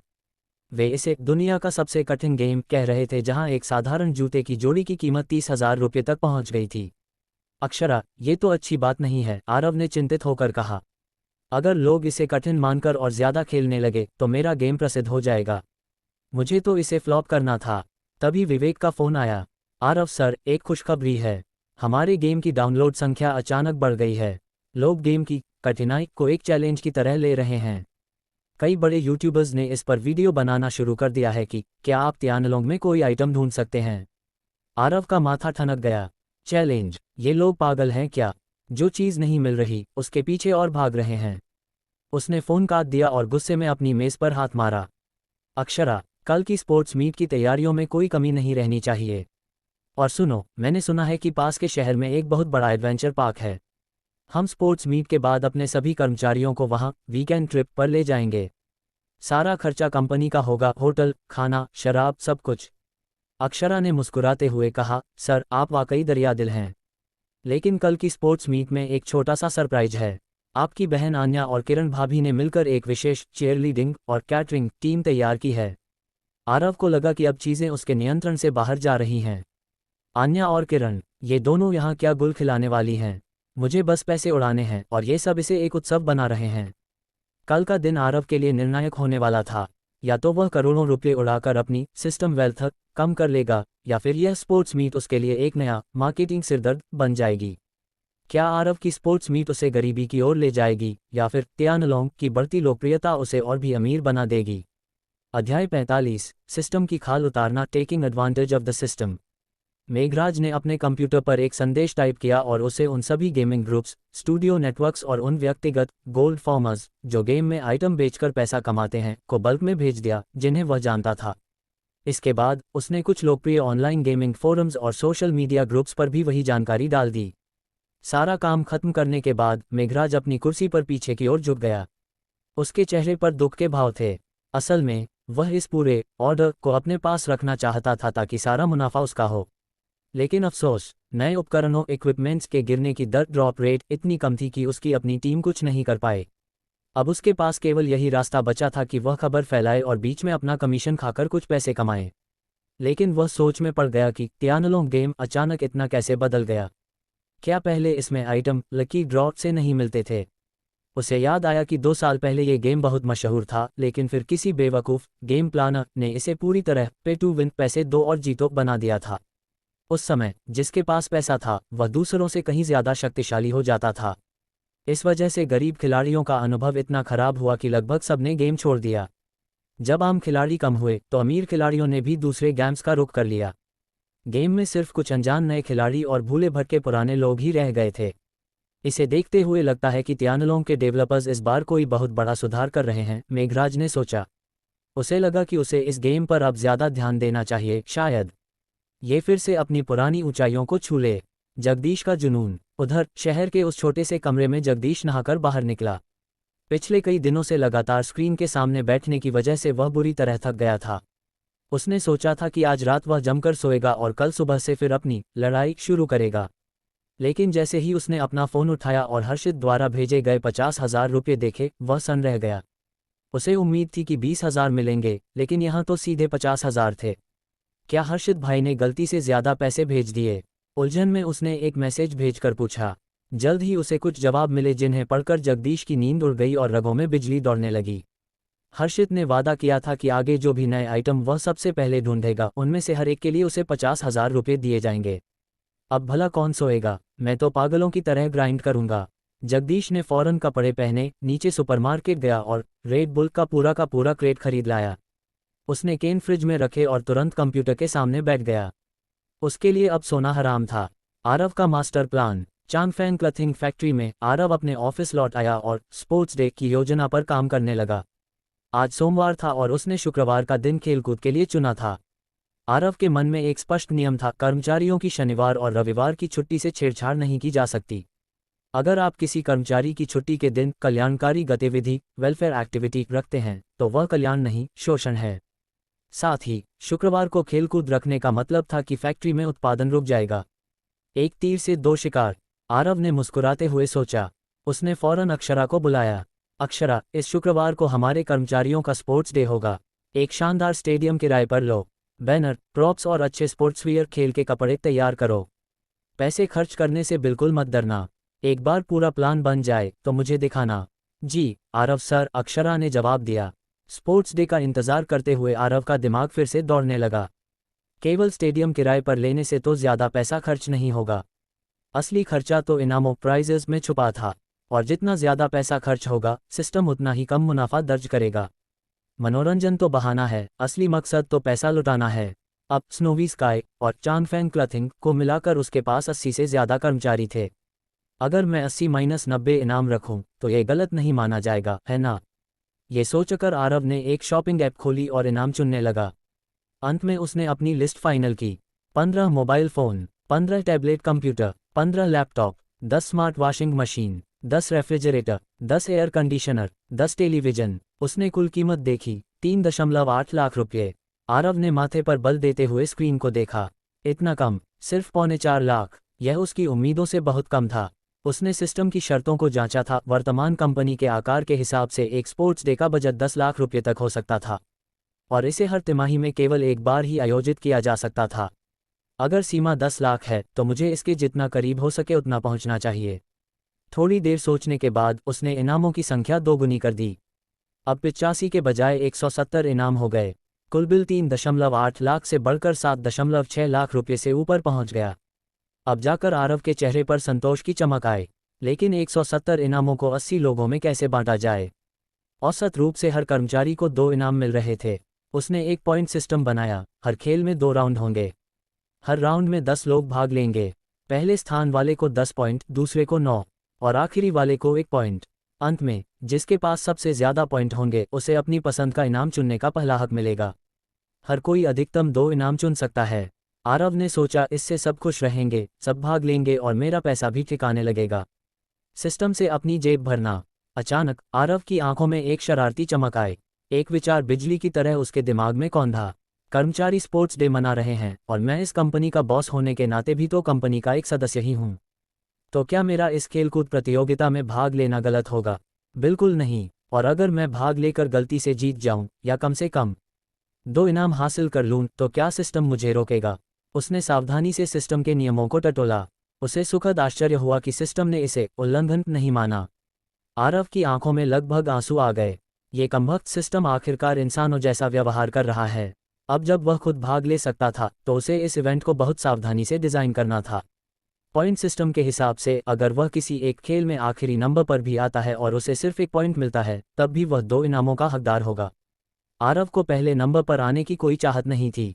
वह बस एक ऐसा खेल चाहता था जो बहुत आसान हो, जिसमें पसीना न बहाना पड़े और वह बस प्रतीकात्मक रूप से हिस्सा लेकर अपना पॉइंट ले सके। भले ही उसे अंत में वह इनाम मिले जो दूसरों ने छोड़ दिया हो। उसने एक और नियम बनाया, अगर कोई कर्मचारी अपने इनाम से खुश नहीं है तो वह उसे उसकी कीमत के बराबर नकद कैश में बदल सकता है। इन इनामों की कीमत 4,000 से 6,000 रुपये के बीच थी। यानी अगर वह 2 सस्ते इनाम भी चुनता और उन्हें कैश कराता तो उसे करीब 10,000 रुपये मिल जाते। उसने अपनी निजी बचत देखी और मन ही मन हिसाब लगाया। 10,000 रुपये, मैं तो रातों रात लखपति अमीर बन जाऊंगा। आरव के लिए निजी तौर पर यह बड़ी रकम थी। अब बस उसे एक ऐसा खेल ढूंढना था जो आसान हो और थका देने वाला न हो। आन्या और किरण की तैयारी। उधर आरव की बहन आन्या भी इस स्पोर्ट्स डे को लेकर बहुत उत्साहित थी। उसने अपने गुरु की पत्नी किरण को फ़ोन लगाया। किरण भाभी, भाई इस बार बहुत बड़ा स्पोर्ट्स डे कर रहे हैं। उन्होंने इनामों की तो झड़ी लगा दी है। मैंने सोचा है कि हम दोनों मिलकर वहाँ एक हेल्थ और रिफ्रेशमेंट काउंटर लगाएंगे। हम बाहर से कुछ खास और ताज़ा जूस मंगवाएंगे। किरण ने मुस्कुराते हुए कहा, आन्या, आरव जिस तरह से पैसे खर्च कर रहा है, मुझे डर है कि कहीं वह मुसीबत में न पड़ जाए। लेकिन अगर उसे खुशी मिलती है तो हम ज़रूर साथ देंगे। आन्या ने हंसते हुए कहा, भाभी, भाई तो कहते हैं कि वे पैसा गंवाना चाहते हैं, पर पता नहीं क्यों हर बार वे और भी अमीर हो जाते हैं। इस बार हम भी देखेंगे कि वे कैसे हारते हैं। विवेक और आर्यन की रणनीति। इधर विवेक और आर्यन भी अपनी तैयारी में जुटे थे। गुरुजी, आरव सर ने कहा है कि स्पोर्ट्स डे में भाग लेना ज़रूरी है, पर हमारा सल्स का काम? आर्यन ने पूछा। विवेक ने अपनी आंखों पर चश्मा ठीक किया। बेटा, आरव सर का इशारा समझो। वे चाहते हैं कि हम अपनी शारीरिक क्षमता बढ़ाएं ताकि हम भविष्य में और भी बड़े ऑर्डर्स के लिए भाग दौड़ कर सकें। हमें इस स्पोर्ट्स डे में जीतना ही होगा ताकि हम साबित कर सकें कि हम आरव सर के सबसे काबिल सिपाही हैं। आर्यन ने मुट्ठी भींची। मैं 100 मीटर की रेस और फुटबॉल में हिस्सा लूंगी। मैं आरव सर को दिखा दूंगी कि सल्स वाले सिर्फ बातों में ही नहीं, मैदान में भी तेज हैं। आरव का आसान खेल। आरव अपने केबिन में बैठा खेलों की सूची देख रहा था। 100 मीटर दौड़, नहीं, बहुत पसीना आएगा। फुटबॉल, पैर टूट सकता है। बास्केटबॉल, ऊंचा कूदना पड़ेगा। तभी उसकी नज़र एक खेल पर पड़ी, रेस वॉकिंग। ये सही है, बस तेज चलना है, दौड़ना नहीं है। इसमें थकान भी कम होगी और मैं आराम से हिस्सा ले पाऊंगा। आरव ने राहत की सांस ली। उसने अक्षरा को फ़ोन किया। अक्षरा, खेलों की सूची में रेस वॉकिंग को ज़रूर शामिल करना। और हाँ, सुनिश्चित करो कि स्टेडियम में एस बड़ी ई एक्ट की पूरी व्यवस्था हो। हमारे कर्मचारी गर्मी से परेशान नहीं होने चाहिए। अक्षरा ने हैरान होकर सोचा, खुले स्टेडियम में एस बड़ी ई? सर तो वाकई पागल हो गए हैं। पर शायद वे पोर्टेबल कूलर्स की बात कर रहे हैं। आरव अब शुक्रवार का इंतज़ार कर रहा था। उसे लग रहा था कि वह सिस्टम को उसकी ही दवा चखा रहा है। इनामों के नाम पर 7-8 लाख का खर्चा, स्टेडियम और बाकी तामझाम का 2 लाख, और खुद की जेब में आने वाले 10,000 रुपये। आरव, तुम जीनियस हो। उसने खुद की पीठ थपथपाई। लेकिन उसे क्या पता था कि जगदीश जैसे किस्मत के धनी खिलाड़ी और आर्यन जैसे जुनूनी कर्मचारी उसकी इस योजना को एक ऐसे मोड़ पर ले जाएंगे जिसकी उसने कल्पना भी नहीं की थी। एक नई चुनौती। दिन बीतते गए और शुक्रवार आ गया। पूरा औद्योगिक पार्क, इंडस्ट्रियल पार्क उस दिन शांत था क्योंकि चांगफेंग क्लथिंग की बसें कर्मचारियों को लेकर शानदार यूनफान स्पोर्ट्स सेंटर की ओर रवाना हो रही थीं। आरव अपनी लग्जरी कार में बैठा था। उसके चेहरे पर एक विजेता वाली मुस्कान थी। लेकिन जैसे ही वह स्टेडियम पहुंचा, उसने वहां कुछ ऐसा देखा जिससे उसके कान खड़े हो गए। स्टेडियम के बाहर न केवल उसकी कंपनी के लोग थे बल्कि कुछ स्थानीय न्यूज़ चैनल के पत्रकार भी कैमरा लेकर खड़े थे। आरव ने घबराकर अक्षरा से पूछा, यह क्या है? ये रिपोर्टर्स यहाँ क्या कर रहे हैं? अक्षरा ने उत्साह से कहा, सर, जब लोगों को पता चला कि एक छोटी सी कंपनी अपने कर्मचारियों के लिए 10 लाख का स्पोर्ट्स डे कर रही है और इतने महंगे इनाम दे रही है, तो मीडिया वाले खुद ब खुद खींचे चले आए। वे आपकी एथिकल बिजनेस फिलॉसफी पर एक स्पेशल रिपोर्ट बनाना चाहते हैं। आरव का चेहरा सफ़ेद पड़ गया। मीडिया, अगर यह खबर फैल गई तो मेरे पास और भी ऑर्डर आएंगे, और मेरी गरीबी का सपना। तभी आन्या और किरण वहां पहुंची। आन्या ने आरव के गले में एक माला डाली। भाई, आप आज के हीरो हैं। All the best. आरव ने सूखी हंसी हंसी। हीरो नहीं आन्या, मैं तो बस रेस वॉकिंग में एक पॉइंट लेना चाहता हूँ। खेल शुरू होने वाले थे और आरव को अब एहसास हो रहा था कि सिस्टम की खाल उतारना उतना आसान नहीं है जितना वह समझ रहा था। क्या आरव अपनी रेस वॉकिंग में सफल हो पाएगा? और क्या मीडिया की कवरेज उसे और भी बड़ा अमीर बना देगी? अध्याय 46, तुम्हारा प्लान पर्याप्त साहसी नहीं है। आरव ने कुछ देर सोचा और अचानक उसे एक खेल याद आया। रेस वॉकिंग, तेज पैदल चाल। ये खेल बेहतरीन है, आपको बस चलना है और इसमें बहुत अधिक शारीरिक शक्ति की आवश्यकता नहीं होती है।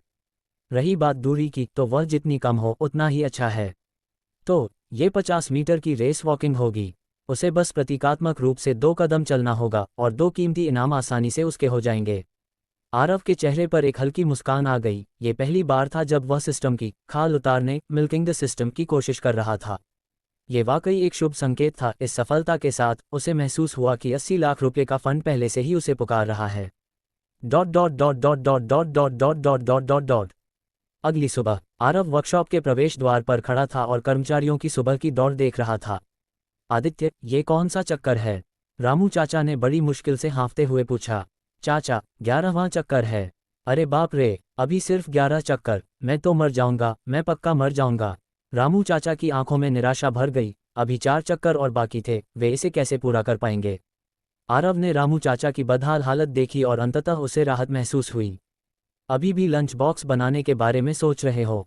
मैं तुम्हें इतना दौड़ाऊंगा कि तुम थक कर चूर हो जाओगे।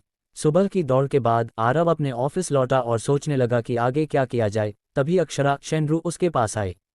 आरव सर, ये स्पोर्ट्स डे का प्रपोजल है, इसे आपकी आवश्यकताओं के अनुसार तैयार किया गया है। मुझे दिखाओ। आरव थोड़ा हैरान था। उसे उम्मीद नहीं थी कि जो काम उसने कल सौंपा था वह आज ही पूरा हो जाएगा। उसने प्रस्ताव लिया और उसे पढ़ना शुरू किया। फिर उसने अपनी भौहें सिकुड़ीं। ये देखकर अक्षरा थोड़ी घबराहट के साथ बोली, सर, क्या कोई समस्या है? हाँ, एक बहुत बड़ी समस्या है। आरव ने अक्षरा की ओर देखा और गंभीरता से कहा। ये सुनकर अक्षरा जल्दी से बोली, तो मैं अभी जाकर एक नया प्रस्ताव बना लाती हूँ। 1 मिनट रुको। आरव ने अक्षरा को जल्दी से रोका, जो प्रस्ताव को दोबारा बनाने के लिए अपनी मेज पर लौटने वाली थी। असल में, अगर सामान्य नजरिया हो तो अक्षरा का प्रस्ताव बिल्कुल ठीक होता, लेकिन आरव के लिए यह एक बड़ी समस्या थी। अक्षरा के पूरे प्रस्ताव से ये 4 शब्द झलक रहे थे, किफ़ायती और व्यवहारिक। ये कैसे हो सकता था? अकेले उसके उपहारों की कीमत 7.6 लाख रुपये से अधिक थी, इसलिए इस आयोजन की योजना में कम से कम 2 लाख रुपये का अतिरिक्त खर्च होना चाहिए था ताकि वह उसकी उम्मीदों पर खरा उतर सके। हालांकि अक्षरा के प्रस्ताव में केवल 50,000 रुपये से कुछ अधिक खर्च किए गए थे। इतनी सस्ती योजना निश्चित रूप से स्वीकार्य नहीं थी। तुम्हारा प्लान पर्याप्त साहसी नहीं है, ये बहुत रूढ़िवादी कंजर्वेटिव है। रूढ़िवादी? अक्षरा ने उलझन में आरव की ओर देखा। उसे समझ नहीं आया कि रूढ़िवादी का यहाँ क्या मतलब है। आरव ने अक्षरा के हैरान चेहरे को देखा, फिर प्रस्ताव खोला और बोलना शुरू किया। देखो, तुमने जो स्टेडियम किराए पर लिया है, इसका किराया केवल 2,000 रुपये प्रतिदिन है। मुझे लगता है कि इसके अंदर की सुविधाएं पूरी नहीं होंगी, इसलिए यह बिल्कुल स्वीकार्य नहीं है। सर, मैं कल काम के बाद इस स्टेडियम को देखने गई थी। जगह का आकार और सुविधाएं दोनों कंपनी के स्पोर्ट्स डे के लिए पूरी तरह से पर्याप्त हैं। जब अक्षरा ने सुना कि आरव सर इसे रूढ़िवादी कह रहे थे क्योंकि वे आयोजन स्थल के अच्छा न होने को लेकर चिंतित थे, तो उसने तुरंत राहत की सांस ली। कल रात उसने एक के बाद एक कई स्टेडियमों का दौरा किया था। इस वाले से बेहतर स्टेडियम भी थे, लेकिन लागत और लाभ के मामले में ये बिल्कुल सही था। सिर्फ पर्याप्त होना काफ़ी नहीं है। योजनाएं समय के साथ बदल सकती हैं। क्या होगा अगर बाद में कोई बदलाव करना पड़े और यह जगह कम पड़ जाए? इसलिए हमें पूरी तैयारी रखनी चाहिए। मुझे याद है कि शहर में एक मशहूर स्टेडियम है जिसका नाम यूनफान स्टेडियम है। जाओ और देखो उसका किराया कितना है। आरव सर, यूनफान स्टेडियम का किराया 50,000 रुपये प्रतिदिन है। अक्षरा ने सावधानी से कहा। वह भी इस स्टेडियम के बारे में जानती थी और उसने इसके बारे में जानकारी भी ली थी। इसकी सुविधाएं और आकार दोनों शीर्ष स्तर के थे। इसकी सेवा भी बहुत व्यापक थी, लेकिन कीमत जानने के बाद उसने इसके बारे में सोचना छोड़ दिया था। ये बहुत महंगा था। वही स्टेडियम फाइनल करो। जैसे ही आरव ने सुना कि किराया 50,000 रुपये है, उसने बिना सोचे समझे तुरंत फैसला कर लिया। क्या इस तरह का खर्च उसकी उम्मीदों पर खरा उतर रहा था? बिल्कुल। अक्षरा एक पल के लिए स्तब्ध रह गई। आरव सर ने अभी अभी फैसला कर लिया था और वह सीधे 50,000 रुपये का खर्चा था। आरव ने अक्षरा के हैरान चेहरे की अनदेखी की और बोलना जारी रखा। स्टेडियम तो तय हो गया। अगला है खेल आयोजन के लिए खाने पीने की व्यवस्था। पानी और पेय पदार्थ प्रचुर मात्रा में तैयार होने चाहिए और दोपहर का भोजन किसी मशहूर होटल से मंगवाया जाना चाहिए ताकि कर्मचारियों के स्वास्थ्य पर कोई आंच न आए। एक बार खाने पीने का इंतजाम हो जाए तो बाकी स्टाफ की बारी आती है। इतने सारे लोग स्पोर्ट्स डे मनाएंगे तो कचरा तो होगा ही, और अगर हम उसे खुद साफ करेंगे तो हमारे पास खेल के लिए समय नहीं बचेगा। इसलिए हमें खेल परिसर को लगातार साफ करने के लिए कुछ अस्थायी सफाई कर्मचारी, टेम्पररी क्लीनर्स, किराए पर लेने होंगे। सर, आमतौर पर स्टेडियमों के पास सफाई के लिए अपने कर्मचारी होते हैं। जब अक्षरा ने सुना कि आरव सर अतिरिक्त सफाई कर्मचारी किराए पर लेना चाहते हैं तो वह जल्दी से बोली, क्योंकि यह पैसा अनावश्यक लग रहा था।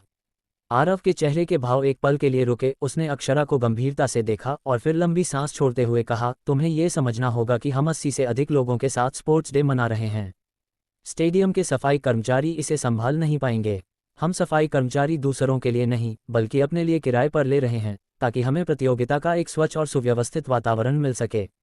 आरव का उपदेश सुनकर अक्षरा ने शर्म से अपना सिर झुका लिया।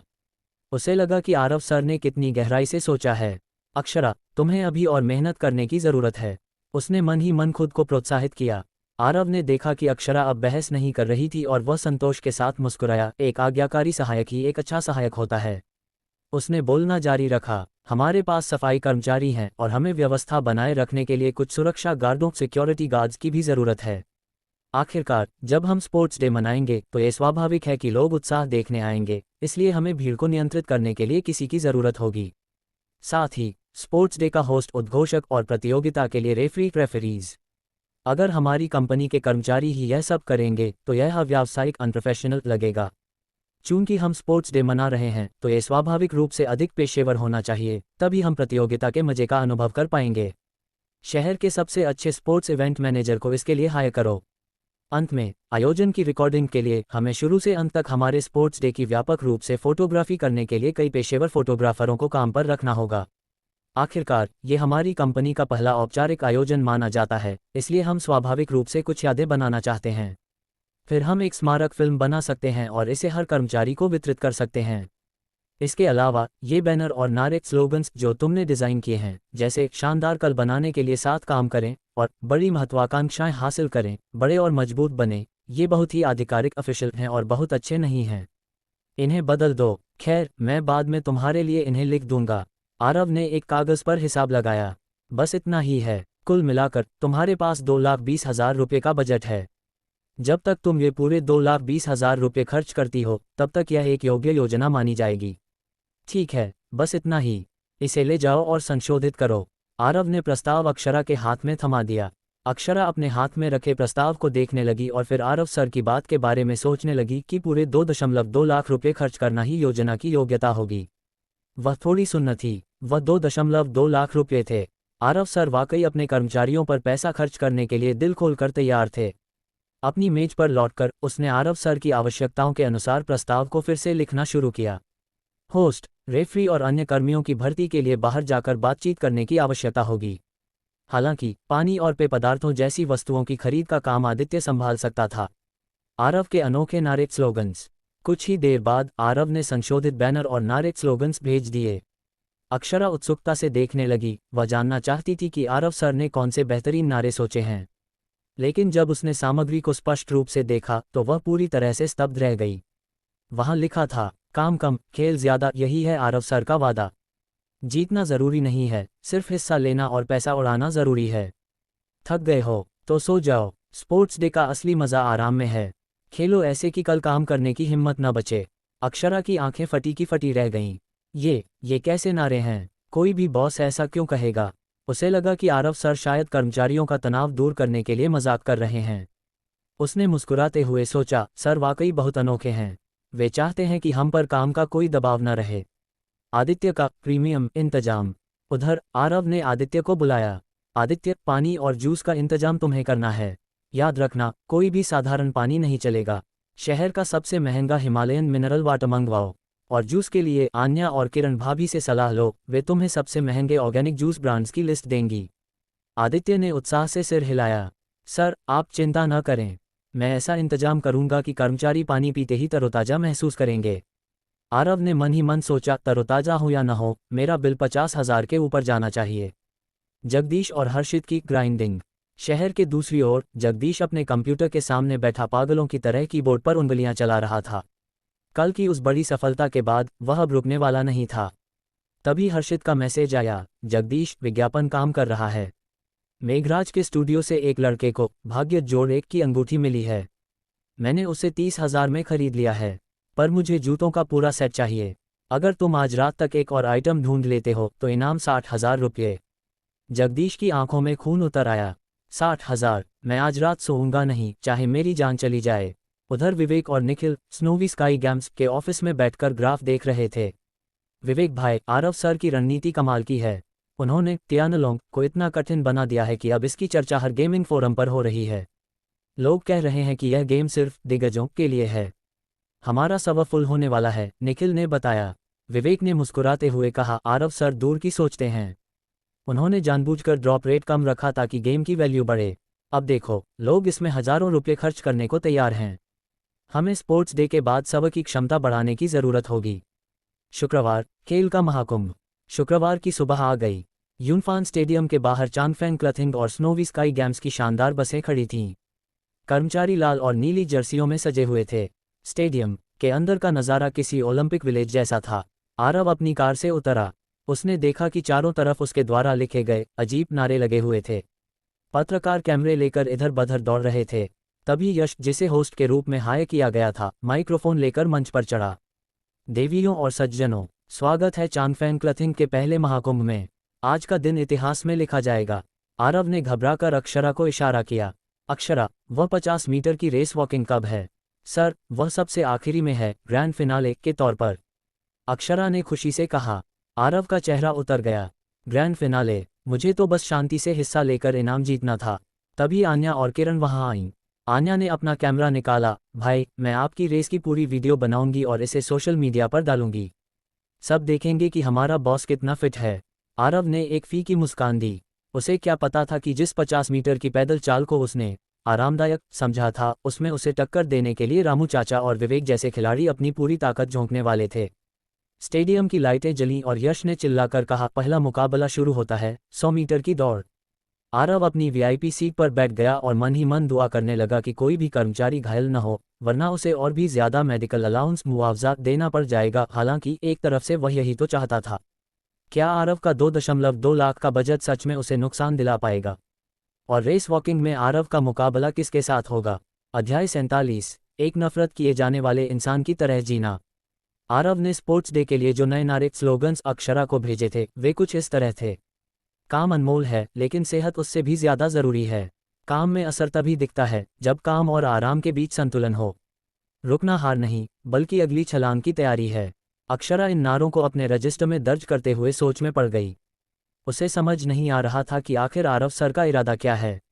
ये नारे, ऐसा क्यों लग रहा है कि ये कर्मचारियों को काम से जी चुराने, स्लैक ऑफ के लिए प्रोत्साहित कर रहे हैं?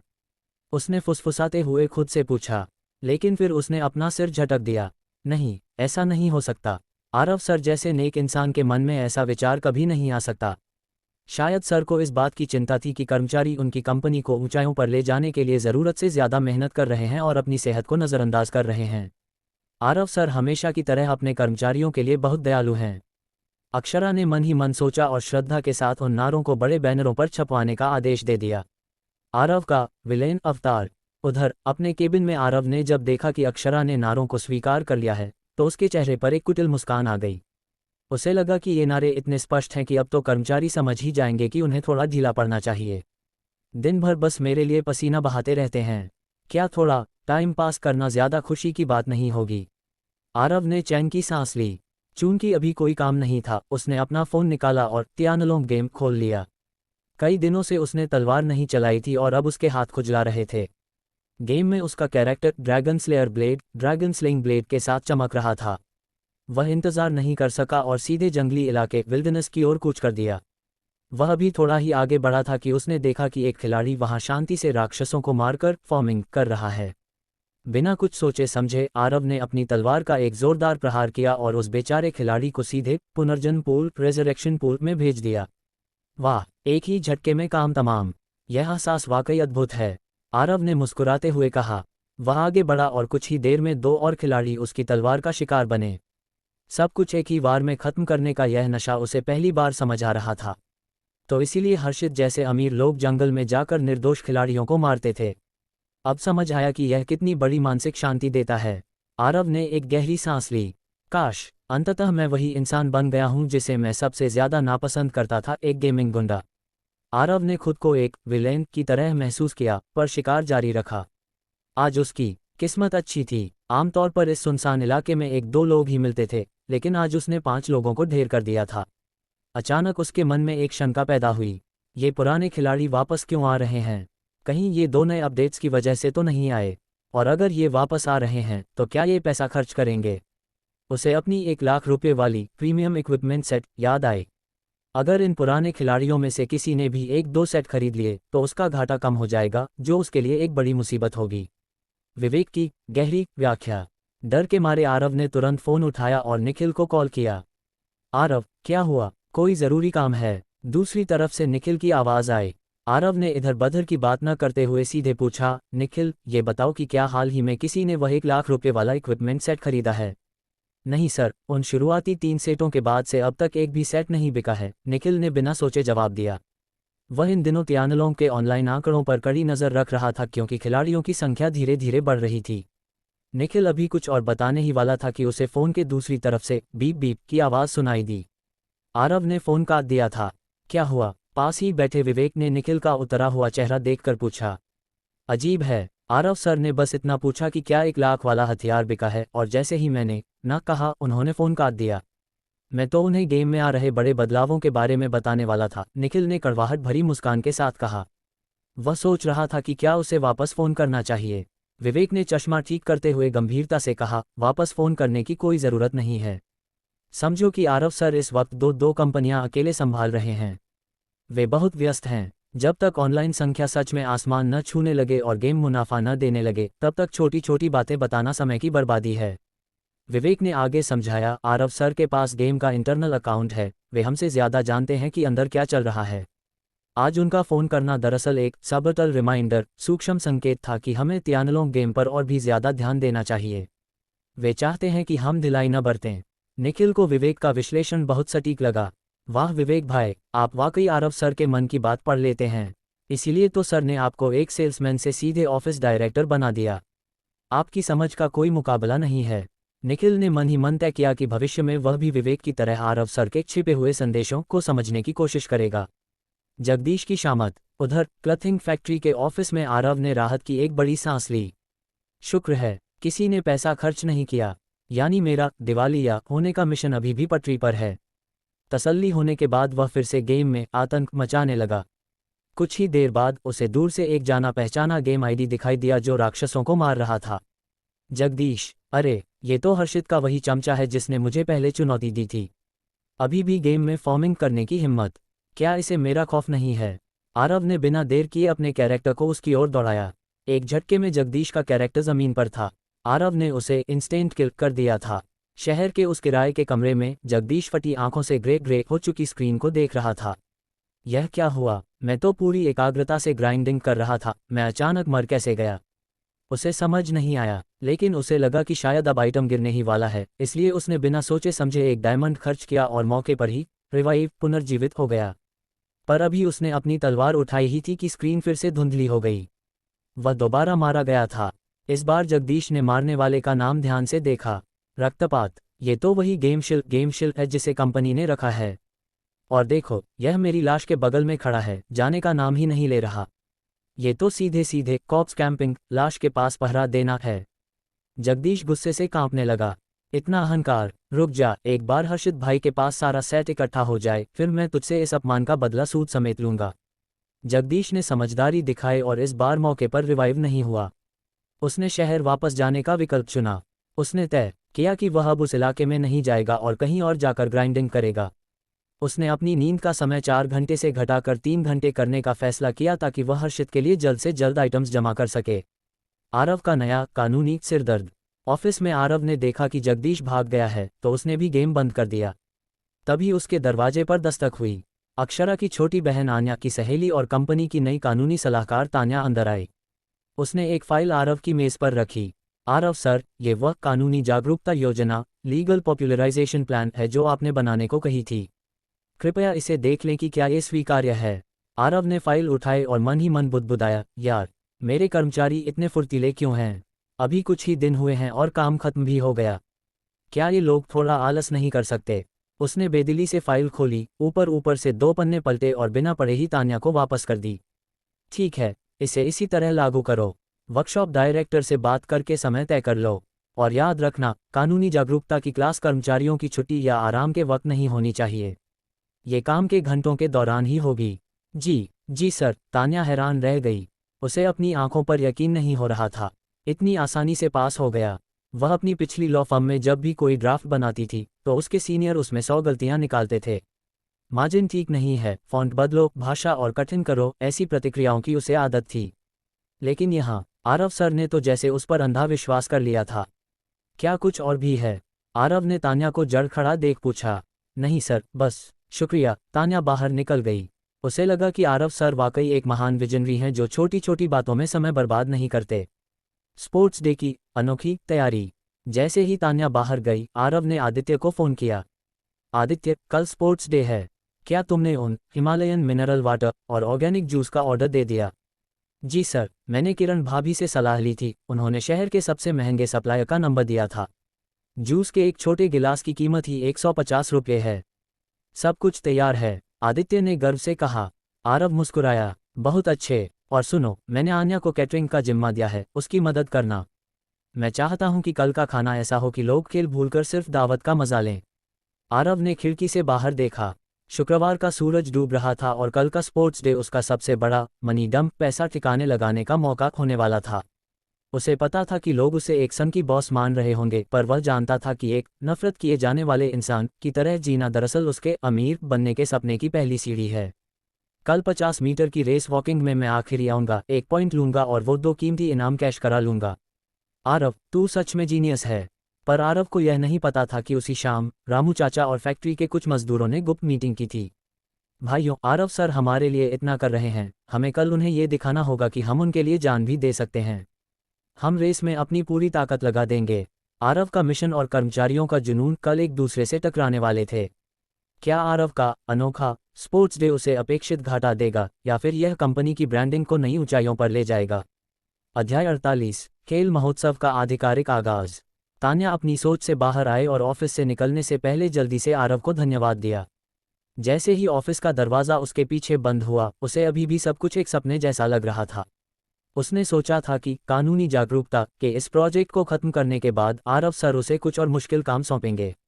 लेकिन यहाँ तो न केवल उसकी योजना को एक झटके में मंजूरी मिल गई, बल्कि आरव सर ने उसे कोई नया काम भी नहीं दिया। तो अब उसे आगे क्या करना चाहिए? वर्कशॉप डायरेक्टर से जाकर बात करे। और उसके बाद क्या वह घर से काम करे? लेकिन कोई नया असाइनमेंट तो था ही नहीं। क्या उसे बस घर पर खाली बैठना था? तान्या ने अपना फ़ोन खोला और उस 10 लाख रुपए के ट्रांसफ़र रिकॉर्ड को देखा जो आरव ने उसे लीगल फंड के रूप में दिया था। वह गहरी सोच में डूब गई। इतने पैसे और इतना खाली समय। आरव सर आखिर चाहते क्या हैं? मुनाफे का सिरदर्द वक्त पंख लगाकर उड़ रहा था और देखते ही देखते शुक्रवार आ गया। आरव अपनी मेज़ पर बैठा सुबह सुबह आर्यन द्वारा लाई गई परफॉर्मेंस रिपोर्ट देख रहा था। उसे देखते ही उसका मूड खराब हो गया। ऑर्डर, और भी ज़्यादा ऑर्डर। बिजनेस विभाग के वे लड़के ऐसा लग रहा था जैसे किसी एनर्जी ड्रिंक के नशे में हों। पिछले कुछ ही दिनों में वे 5 लाख रुपये से ज़्यादा के नए ऑर्डर ले आए थे। कल ही फाइनेंस विभाग ने अगले महीने की कर्मचारियों की सैलरी का भुगतान पूरा किया था। दोनों कंपनियों के टैक्स, बिजली के बिल और अन्य छोटे मोटे खर्चों को मिलाकर सिस्टम फंड से करीब 10 लाख रुपये खर्च हो चुके थे। लेकिन इन अति उत्साही सेल्समैनों की वजह से उसके सिस्टम फंड में अभी भी 31 लाख रुपये से ज़्यादा की राशि जमा थी। आरव सर, सभी कर्मचारी तैयार हैं। अब निकलने का समय हो गया है। अक्षरा ने पास आकर धीरे से कहा। आज कंपनी के स्पोर्ट्स डे का दिन था और बाहर सभी कर्मचारी इकट्ठे थे, बस आरव के निकलने का इंतजार कर रहे थे। अक्षरा की बात सुनकर आरव ने फिलहाल सिस्टम फंड की चिंता छोड़ दी। लेकिन बिजनेस विभाग जिस तरह लगातार ऑर्डर साइन कर रहा था, उसका कोई न कोई समाधान तो ढूंढना ही था। ठीक है, चलो फिर। आरव उठा और ऑफिस से बाहर निकल गया, मैदान जंग की ओर।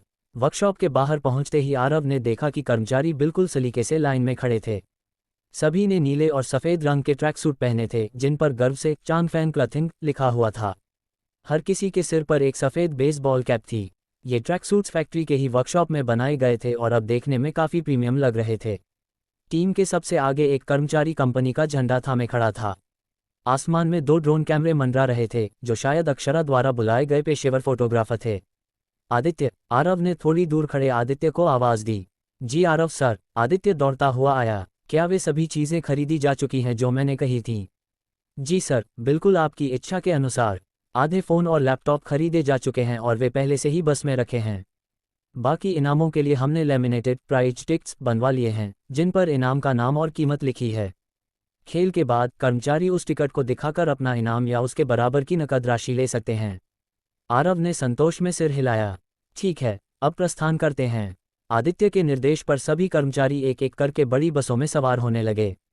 जब सब बैठ गए तो आरव अपनी बिजनेस कार में बैठा। यश गाड़ी चला रहा था और वे बसों के पीछे पीछे चलने लगे। उसी समय स्नोवी स्काई गेम्स के कर्मचारी भी अपने ऑफिस की बिल्डिंग के नीचे लाइन लगा रहे थे। उन्होंने भी चांगफेंग क्लॉथिंग द्वारा बनाए गए स्पोर्ट्सवियर पहने थे। विवेक और निखिल सबसे आगे खड़े होकर कुछ चर्चा कर रहे थे। वहां भी आसमान में ड्रोन कैमरे उड़ रहे थे, जो हर हलचल को रिकॉर्ड कर रहे थे। यूनफान स्पोर्ट्स सेंटर, एक भव्य स्वागत। जब वे यूनफान स्पोर्ट्स सेंटर पहुंचे तो वहां का नज़ारा देखकर आरव भी एक पल के लिए ठिठक गया। प्रवेश द्वार पर एक विशाल गुब्बारे वाला गेट लगा था, जिस पर लिखा था चांगफेंग क्लॉथिंग और स्नोवी स्काई गेम्स के खेल महोत्सव का हार्दिक स्वागत है। वहां खड़े आम लोग आपस में चर्चा कर रहे थे। ये कौन सी कंपनियां हैं भाई? कर्मचारियों का स्पोर्ट्स डे इतना भव्य? पता नहीं, सुना है दोनों कंपनियों का मालिक एक ही युवा लड़का है। मालिक तो वाकई दिलदार है। देखो तो, वहां दर्जनों रेफरी, सफाई कर्मचारी और सुरक्षा गार्ड तैनात हैं। सुना है ये सब अलग से हायर किए गए हैं। प्रवेश द्वार पर 2 पेशेवर होस्ट, एक पुरुष और एक महिला खड़े थे। तभी पहली बस रुकी और कर्मचारी अनुशासन के साथ नीचे उतरे। सब लाइन में खड़े हो जाओ, अपने अपने बैनर और पोस्टर निकालो, हमें एक ग्रुप फोटो लेनी है।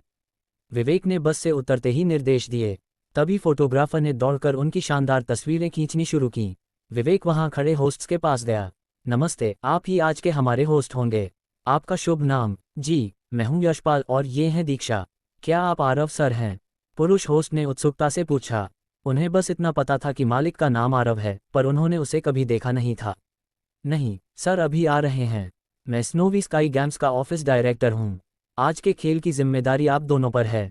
आप बेफिक्र रहिए सर, हम प्रोफेशनल हैं। हम गारंटी देते हैं कि आज का आयोजन यादगार होगा, यशपाल ने आत्मविश्वास से कहा। वे दोनों शहर के मशहूर एंकर थे और पति पत्नी की जोड़ी होने के कारण उनका तालमेल लाजवाब था। विवादास्पद नारे और लोगों की प्रतिक्रिया। जैसे जैसे कर्मचारी अपने बैनर खोल रहे थे, वहां जमा भीड़ में फुसफुसाहट बढ़ने लगी। अरे देखो, उन बैनरों पर क्या लिखा है? एक राहगीर ने चिल्लाकर कहा। भीड़ ने देखा, नारों पर लिखा था, काम अनमोल है पर स्वास्थ्य उससे भी ज्यादा। सफल काम वही है जिसमें आराम भी शामिल हो। जब थक जाओ तो जबरदस्ती मत करो, खुद को तोड़ना अच्छी बात नहीं है। हे भगवान, ये कर्मचारी कितने निडर हैं, ऐसे नारे लगा रहे हैं। एक बुढ़िया ने दांतों तले उंगली दबा ली। अगर इनका मालिक ये देख लेगा तो आग बबूला हो जाएगा। कौन बॉस अपने स्टाफ को आराम करने के लिए कहता है? एक युवक हंसते हुए बोला। वहां खड़ा हर कोई आरव के आने का इंतजार कर रहा था, ये देखने के लिए कि वह इन आलसी नारों को देखकर क्या प्रतिक्रिया देता है। 10 मिनट बाद आरव की कार वहां रुकी। आरव कार से उतरा, उसने चारों तरफ वे नारे देखे और उसके चेहरे पर एक सुकून भरी मुस्कान आई। वाह, अक्षरा ने वाकई बढ़िया काम किया है। अब लोग समझ जाएंगे कि मेरी कंपनी में काम नहीं, सिर्फ मज़ा होता है। उसे मुस्कुराते देख भीड़ हैरान रह गई। अरे, ये तो खुश हो रहा है। ये कैसा अजीब मालिक है। मुकाबले का शोर। स्टेडियम के अंदर पहुंचते ही माहौल बदल गया। अक्षरा द्वारा तैयार किए गए शेड्यूल के अनुसार होस्ट्स ने माइक्रोफोन संभाला और खेल महोत्सव की आधिकारिक शुरुआत की। चूंकि इस बार इनाम बहुत महंगे थे, लैपटॉप, फ़ोन, नकद, इसलिए कर्मचारियों में गजब का उत्साह था। कुछ लोगों ने तो प्राथमिकता पाने के लिए सभी 16 खेलों में अपना नाम लिखवा दिया था। आरव ने अनिवार्य कर दिया था कि ममता दीदी, आंट-डांग, अक्षरा, तान्या और विवेक जैसे अधिकारियों को भी कम से कम 1-2 खेलों में भाग लेना ही होगा। अगर वे भाग नहीं लेते तो उतने इनाम कम बनते और आरव ऐसा होने नहीं दे सकता था। आरव वीआईपी स्टैंड में आराम से बैठ गया और कर्मचारियों को पसीना बहाते देखने लगा। होस्ट और रेफरी के तालमेल से खेल सुचारू रूप से चल रहे थे। जल्द ही एक मुकाबला खत्म हुआ और यशपाल ने माइक्रोफोन पर अगले खेल की घोषणा की। और अब आज का सबसे प्रतीक्षित और अनोखा मुकाबला। आरव ने अपनी कुर्सी सीधी की। उसके कान खड़े हो गए। यशपाल की आवाज़ स्टेडियम में गूंजी, अगला मुकाबला है 50 मीटर की रेस वॉकिंग, तेज पैदल चाल। आरव के चेहरे पर एक विजयी मुस्कान आई। चलो, अब मेरी बारी है सिस्टम का चूना लगाने की। वह धीरे से उठा और ट्रैक की ओर बढ़ने लगा। उसे नहीं पता था कि पूरा स्टेडियम अब उसी पर नजरें गड़ाए बैठा था। मैदान में आरव का प्रवेश। जैसे ही आरव ट्रैक पर पहुंचा, कमेंट्री बॉक्स से दीक्षा की आवाज़ आई, और देखिए, खुद चांगफेंग क्लॉथिंग के मालिक आरव सर इस रेस में हिस्सा ले रहे हैं। यह उनके कर्मचारियों के लिए कितनी बड़ी प्रेरणा है। स्टेडियम तालियों की गूंज से दहल उठा। आरव ने हाथ हिलाकर अभिवादन किया, पर मन ही मन वह सोच रहा था, प्रेरणा? मैं तो बस हारने आया हूं ताकि वो 2 इनाम मुझे मिल सकें। उसके बगल में रामू चाचा खड़े थे, जो काफ़ी नर्वस लग रहे थे। दूसरी ओर आदित्य था, जो पूरी तैयारी के साथ वार्म अप कर रहा था। सर, मैं आपको जीतने नहीं दूंगा, आदित्य ने मजाक में कहा। आरव ने उसे थपथपाया, कोशिश पूरी करना आदित्य, जीत उसी की होनी चाहिए जो मेहनत करे। आरव का मतलब था, भाई तू जीत जा, मुझे बस हारना है। रेफरी ने सीटी बजाई। 50 मीटर का अजीब मुकाबला शुरू। जैसे ही सीटी बजी, आदित्य और रामू चाचा तेजी से चलने लगे। रेस वॉकिंग का नियम था कि आपका एक पैर हमेशा जमीन के संपर्क में रहना चाहिए और घुटना मुड़ना नहीं चाहिए। आरव ने बहुत ही धीमी और राजसीक चाल शुरू की। वह बिल्कुल ऐसे चल रहा था जैसे शाम को पार्क में टहलने निकला हो। देखिए आरव सर की चाल, कितनी शालीनता है। वे अपने कर्मचारियों को ये संदेश दे रहे हैं कि जीवन में हड़बड़ी की जरूरत नहीं है। दीक्षा ने उत्साह से कमेंट्री की। भीड़ चिल्ला रही थी, आरव सर, आरव सर। आरव ने पीछे मुड़कर देखा, वह सबसे पीछे था। परफेक्ट, बस इसी तरह चलते रहना है। तभी अचानक रामू चाचा का पैर फिसल गया। वे आरव के बिल्कुल सामने गिरे। नियम के अनुसार अगर कोई गिरता है तो पीछे वाले को उसकी मदद करनी चाहिए या रास्ता बदलना चाहिए। आरव रुका और रामू चाचा को उठाने लगा। चाचा, आराम से, कोई जल्दी नहीं है। स्टेडियम में भावुक सन्नाटा छा गया। रिपोर्टर्स ने फोटो खींचनी शुरू कर दी। महानता देखिए, जीत की परवाह किए बिना अपने कर्मचारी की मदद कर रहे हैं। आरव को समझ नहीं आ रहा था कि उसकी हर हरकत महानता क्यों मान ली जाती है। उसने चाचा को खड़ा किया, पर अब बाकी सब काफ़ी आगे निकल चुके थे। आरव ने सोचा, अब तो मैं पक्का आखिरी आऊँगा। रिवॉर्ड टिकट्स, यहाँ मैं आता हूँ। लेकिन जैसे ही वह फिनिश लाइन के पास पहुंचा, उसने देखा कि आदित्य और बाकी कर्मचारी वहां रुक गए हैं। वे फिनिश लाइन पार नहीं कर रहे थे। तुम लोग रुक क्यों गए? आरव ने हाँफते हुए पूछा। सर, आपने रामू चाचा की मदद करके हमारा दिल जीत लिया। हम आपसे पहले लाइन पार नहीं कर सकते, आदित्य ने भावुक होकर कहा। नहीं, पार करो, ये रेस है, आरव लगभग चिल्लाया। नहीं सर, सम्मान पहले है, सभी कर्मचारियों ने एक स्वर में कहा। आरव के मना करने के बावजूद कर्मचारियों ने उसे धक्का देकर सबसे पहले फिनिश लाइन पार करवा दी। यशपाल ने माइक पर दहाड़ लगाए, और विजेता हैं आरव सर। उन्होंने न केवल रेस जीती, बल्कि मानवता का परिचय भी दिया। आरव फिनिश लाइन के उस पार खड़ा था, उसका चेहरा उतरा हुआ था। उसे जीत की ट्रॉफी दी गई, पर उसके मन में केवल एक ही ख्याल था, हे भगवान, मैं जीत गया। इसका मतलब मुझे इनाम नहीं मिलेगा क्योंकि मैं तो मालिक हूँ। और वो रिवॉर्ड टिकट्स, वे हाथ से निकल गए। भीड़ आरव सर जिंदाबाद के नारे लगा रही थी, और आरव बस ये सोच रहा था कि अगले खेल में वह कैसे और भी बुरी तरह हार सकता है। क्या आरव अगले मुकाबलों में हार कर अपना लॉस कवर कर पाएगा? और मीडिया की इस कवरेज का कंपनी के ऑर्डर्स पर क्या असर होगा? अध्याय 49। क्या आपको लगता है कि आरव सर को इन 2 इनामों की कमी है? हालांकि आरव ने 50 मीटर की दूरी के बारे में पहले ही सब कुछ तय कर लिया था, लेकिन जब उसने वास्तव में ट्रैक पर लाइन देखी तो वह अपने चेहरे के भावों को नियंत्रित करने में लगभग विफल रहा। अपनी पूरी जिंदगी में उसने पहली बार सुना था कि रेस वॉकिंग, तेज पैदल चाल में भी 50 मीटर का कोई इवेंट होता है। ये तो शुरू होते ही खत्म हो जाने वाली बात थी। तभी स्टेडियम के लाउडस्पीकर पर यशपाल की दमदार आवाज़ गूंजी। देवियों और सज्जनों, अब एक बहुत ही खास व्यक्तित्व इस खेल प्रतियोगिता में भाग लेने जा रहे हैं, और वे कोई और नहीं बल्कि हमारे मार्गदर्शक, हमारे बॉस आरव सर हैं। तालियों की गूंज के साथ स्वागत कीजिए आरव सर का। जैसे ही यशपाल की आवाज़ थमी, स्टेडियम में मौजूद सभी कैमरामैन और आसमान में उड़ रहे चारों ड्रोन्स ने सामूहिक रूप से अपना स्पॉटलाइट वीआईपी स्टैंड पर बैठे आरव पर केंद्रित कर दिया। पूरे खेल के मैदान में उत्साहपूर्ण तालियों की गूंज सुनाई देने लगी। आरव, होस्ट द्वारा अपना नाम पुकारे जाने पर धीरे धीरे नीचे की ओर चलने लगा। चूंकि उसने पहले से ही ट्रैक सूट पहना हुआ था, इसलिए उसे खेल की वर्दी बदलने की ज़रूरत नहीं पड़ी। वैसे भी ये केवल 50 मीटर की पैदल चाल थी, इसलिए पसीना आने या थकने की कोई चिंता नहीं थी। वह बस औपचारिकता पूरी करने जा रहा था ताकि कुछ पॉइंट्स मिल सकें। ऐसा नहीं था कि वह पॉइंट्स की रैंकिंग में नंबर 1 पर आना चाहता था, उसके लिए बहुत मेहनत करनी पड़ती और आरव के लिए वह पसीना बहाना वक्त फायदेमंद नहीं था। अंततः पहले नंबर और आखिरी नंबर के इनामों में ज़्यादा से ज़्यादा 2-3 हज़ार रुपये का ही अंतर होता। आरव ने मन ही मन सोचा, जब फाइनल सेटलमेंट होगा और 80 लाख रुपये मेरे निजी खाते में आएंगे तो क्या मुझे इन 2-3 हज़ार रुपये की कमी खलेगी। ये तो मजाक होगा। मैदान के पुराने खिलाड़ी। जब वह खेल के मैदान के शुरुआती बिंदु स्टार्टिंग पॉइंट पर पहुंचा तो रेस वॉकिंग के अन्य प्रतिभागी पहले से ही तैयार थे। आरव ने सावधानी से चारों ओर देखा और उसके दिमाग में आया, अरे भाई, ये तो सब जाने पहचाने चेहरे हैं। वहां विवेक खड़ा था, जिसे आरव गद्दार मानता था क्योंकि वह हमेशा मुनाफा कमा देता था। आदित्य था, जिसे वह चालाक समझता था, और साथ में रामू चाचा बिजनेस विभाग से आर्यन और स्नोवी स्काई से निखिल भी थे। इन लोगों में से आर्यन के अलावा लगभग बाकी सभी को आरव ने ही प्रतियोगिता में भाग लेने के लिए मजबूर किया था। उसने यह उम्मीद नहीं की थी कि वे सभी एक सुर में 50 मीटर की रेस वॉकिंग इवेंट ही चुन लेंगे। नमस्ते आरव सर। जैसे ही आरव वहां पहुंचा, उन सभी ने मानो पहले से योजना बनाई हो एक स्वर में अभिवादन किया। आरव ने बस सिर हिलाया और अपनी निर्धारित पोजीशन पर खड़ा हो गया। 50 मीटर रेस वॉकिंग के सभी प्रतिभागी आ चुके हैं, रेफरी भी अपनी जगह पर हैं, बस एक कमांड का इंतजार है और दौड़ शुरू हो जाएगी। आइए देखते हैं कि इस पैदल चाल का चैंपियन कौन बनता है। स्टेडियम में मौजूद दोनों होस्ट्स कमेंट्री कर रहे थे। हवाई शॉट की आवाज़ गूंजी। दौड़ शुरू हो गई है। देखिए सबसे आगे कौन है, ये तो खुद आरव सर हैं। ये वाकई अप्रत्याशित है कि आरव सर, जो कंपनी चलाने में इतने रणनीतिक हैं, खेल के मैदान में भी सबसे आगे हैं। आरव सर न केवल बढ़त बनाए हुए हैं, बल्कि बिना किसी हड़बड़ी के ट्रैक पर ऐसे चल रहे हैं जैसे अपने निजी बगीचे में टहल रहे हों।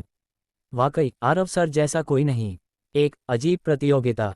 मैदान पर बंदूक की आवाज़ सुनते ही आरव अपनी आरामदायक गति से आगे बढ़ा। वैसे भी उसका इरादा प्रथम आने का नहीं था, इसलिए वह अपनी सहज चाल चल रहा था। लेकिन कुछ कदम चलने के बाद उसे लगा कि कुछ गड़बड़ है। उसने बाईं ओर देखा, फिर दाईं ओर, कोई भी उससे आगे नहीं निकल रहा था। उसने उलझन में पीछे मुड़कर देखा। आदित्य, विवेक और बाकी सभी चालाक लोग उससे ठीक 1 मीटर की दूरी बनाकर पीछे पीछे चल रहे थे। और कमाल की बात यह थी कि हर किसी के चेहरे पर ऐसा भाव था जैसे वे बहुत मेहनत से चल रहे हों और आरव को पकड़ने की नाकाम कोशिश कर रहे हों। आरव के होंठ फड़फड़ाए। ये ड्रामेबाज, क्या ये इससे भी ज्यादा नकली अभिनय कर सकते हैं? उस वक्त ट्रैक पर जो नज़ारा था, उसे देखकर अगर कोई बाहर वाला आता तो समझ नहीं पाता कि यह रेस है। ऐसा लग रहा था जैसे कोई बड़ा सेठ बॉस अपने मातहतों की सेना के साथ शाम की सैर पर निकला है। 50 मीटर का फासला पलक झपकते ही खत्म हो गया। आरव ने अपनी यह छोटी सी प्रतियोगिता पूरी की और मन ही मन एक लंबी आह भरी। एक अच्छी खासी रेस वॉकिंग प्रतियोगिता सामूहिक टहलने के कार्यक्रम में बदल गई थी। आरव सर को रेस वॉकिंग में प्रथम स्थान प्राप्त करने पर बहुत बहुत बधाई। उन्होंने 1 मिनट और 9 सेकंड का समय लिया है। यशपाल ने मंच से जोर शोर से घोषणा की। आरव एक पल के लिए रुका। उसने आदित्य और विवेक की ओर एक तिरछी और फीकी नज़र डाली और फिर चुपचाप स्टैंड की ओर वापस चला गया। विवेक की पाठशाला। गुरुजी, आरव सर थोड़े नाखुश लग रहे हैं, है ना? आर्यन ने विवेक के पास खड़े होकर थोड़ी चिंता के साथ पूछा। तुम क्या जानो, वह नाखुशी नहीं है, वह गंभीरता है। दोनों कंपनियों के कर्मचारी यहाँ मौजूद हैं। अगर आरव सर थोड़ा अनुशासन और गंभीरता नहीं दिखाएंगे तो भविष्य में इतनी बड़ी कंपनी को कैसे संभालेंगे? विवेक ने गुरु की तरह ज्ञान दिया। ओह, आर्यन ने धीरे से सिर हिलाया। उसे विवेक की बात में तर्क नजर आया। फिर उसे कुछ याद आया और वह बोला, गुरुजी, आपने अभी कहा था कि हमें प्रतियोगिता में बॉस का मान रखना चाहिए। क्या मुझे अपनी प्रायोरिटी चॉइस उपहार चुनने का पहला हक आरव सर को दे देनी चाहिए? क्या इससे उनका मान और भी बढ़ेगा? आर्यन ने लगभग सभी खेलों में हिस्सा लिया था और चूंकि वह युवा था और रोज सुबह दौड़ता था, इसलिए पॉइंट्स टेबल पर उसका नंबर 1 आना लगभग तय था। विवेक ने ये सुनते ही तुरंत अपना सिर हिलाया। तुम आरव सर का मान नहीं बढ़ा रहे हो, बल्कि उनके मिशन को कमजोर कर रहे हो। क्या तुम्हें पता है कि आरव सर ने ये इनाम क्यों तैयार किए हैं? आरव सर इस खेल उत्सव और इन महंगे उपहारों के जरिए कर्मचारियों के बीच एकजुटता और कंपनी के प्रति अपनेपन की भावना को बढ़ाना चाहते हैं। ये उपहार सभी कर्मचारियों के लिए खरीदे गए हैं ताकि हर कोई कंपनी के उदार लाभों का अनुभव कर सके और उनकी वफादारी बढ़े।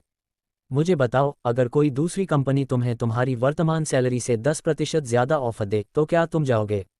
आर्यन ने बिना सोचे समझे मना कर दिया। बिल्कुल नहीं, कंपनी मेरे लिए इतनी अच्छी है, इतने सारे छिपे हुए फायदे हैं, सिर्फ एक बेवकूफ़ ही नौकरी बदलेगा। देखा, यही वह प्रभाव है जो आरव सर चाहते हैं, विवेक ने चश्मा ठीक करते हुए कहा। तुम्हें क्या लगता है कि आरव सर उन 2 इनामों के लिए प्रतियोगिता में उतरे थे?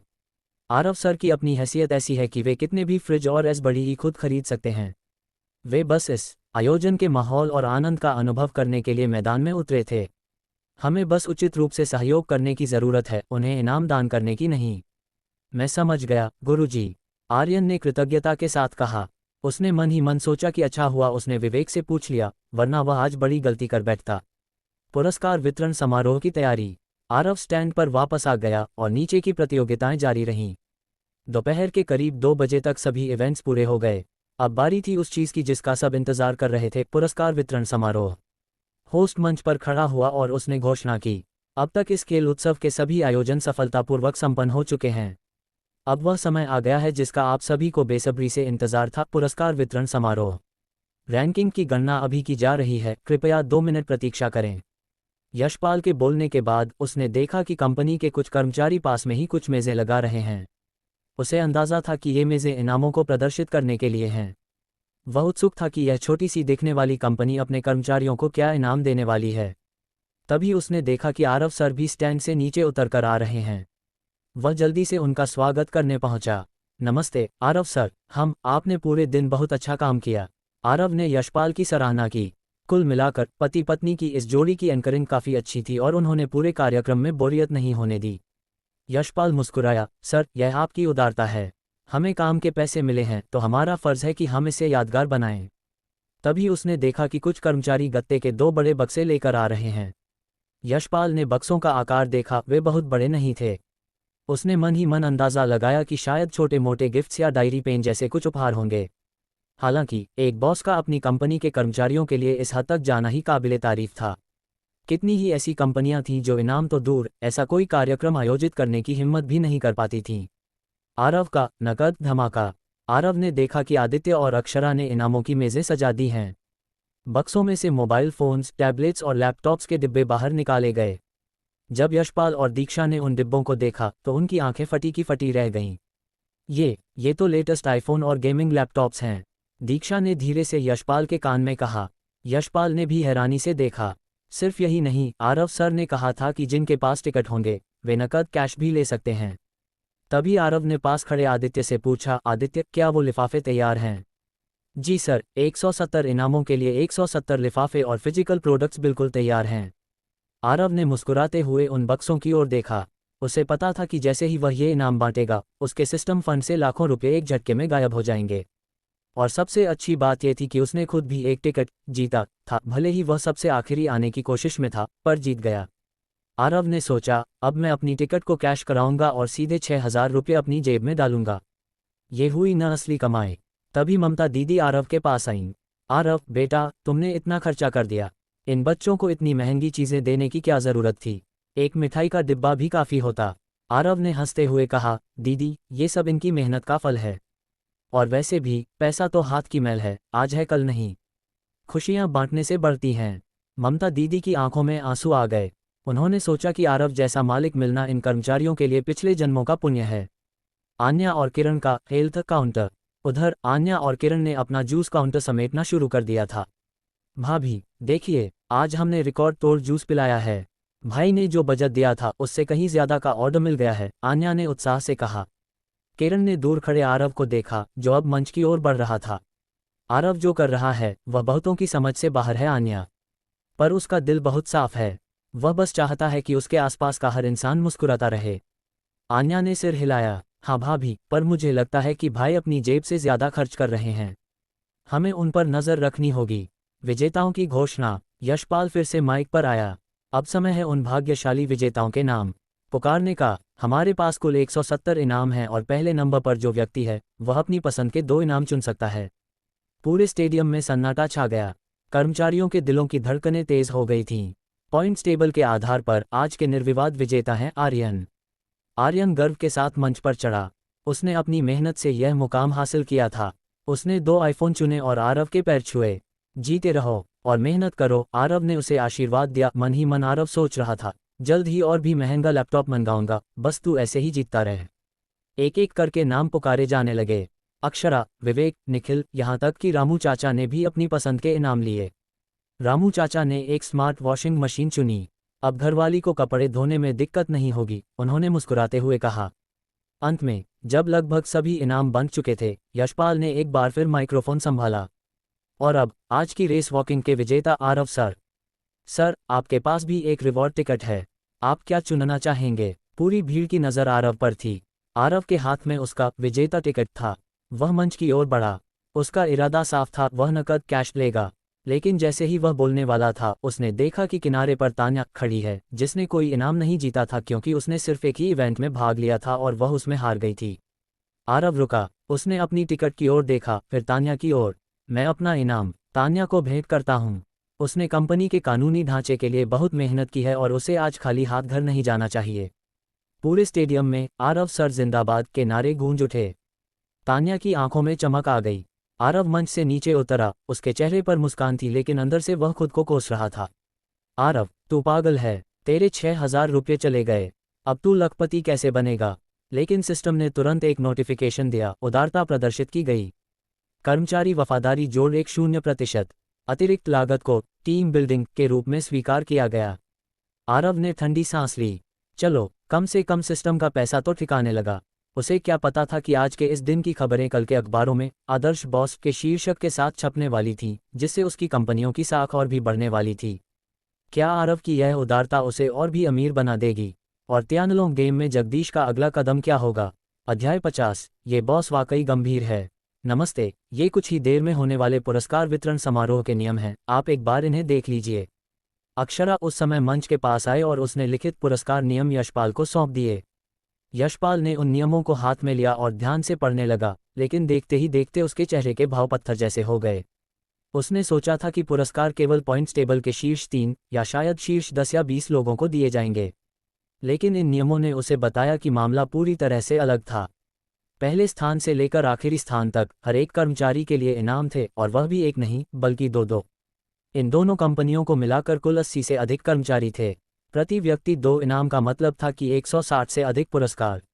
यशपाल ने अपनी बगल में रखे उन 2 छोटे गत्ते के बक्सों को देखा और मन ही मन सोचा, क्या इन 2 छोटे बक्सों में इतने सारे इनाम समा सकते हैं? अगर ये छोटे मोटे चाबी के छल्ले या पेन होते तो शायद संभव था। यशपाल ने संदेह के साथ अपना सिर घुमाया और उस मेज की ओर देखा जहां पुरस्कार रखे जाने थे। जब आंखें फटी की फटी रह गईं।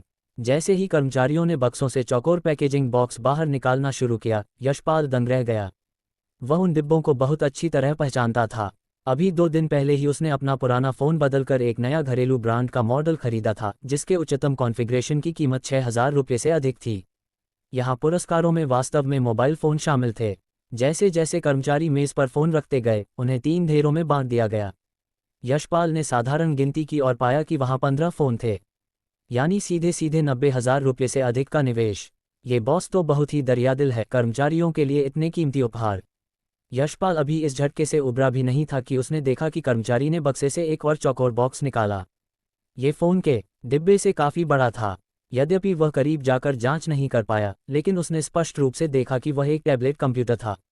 ये टैबलेट उसी ब्रांड का था जिसके फ़ोन थे, और यशपाल जानता था कि प्रति यूनिट इसकी कीमत 4,000 रुपये से अधिक थी।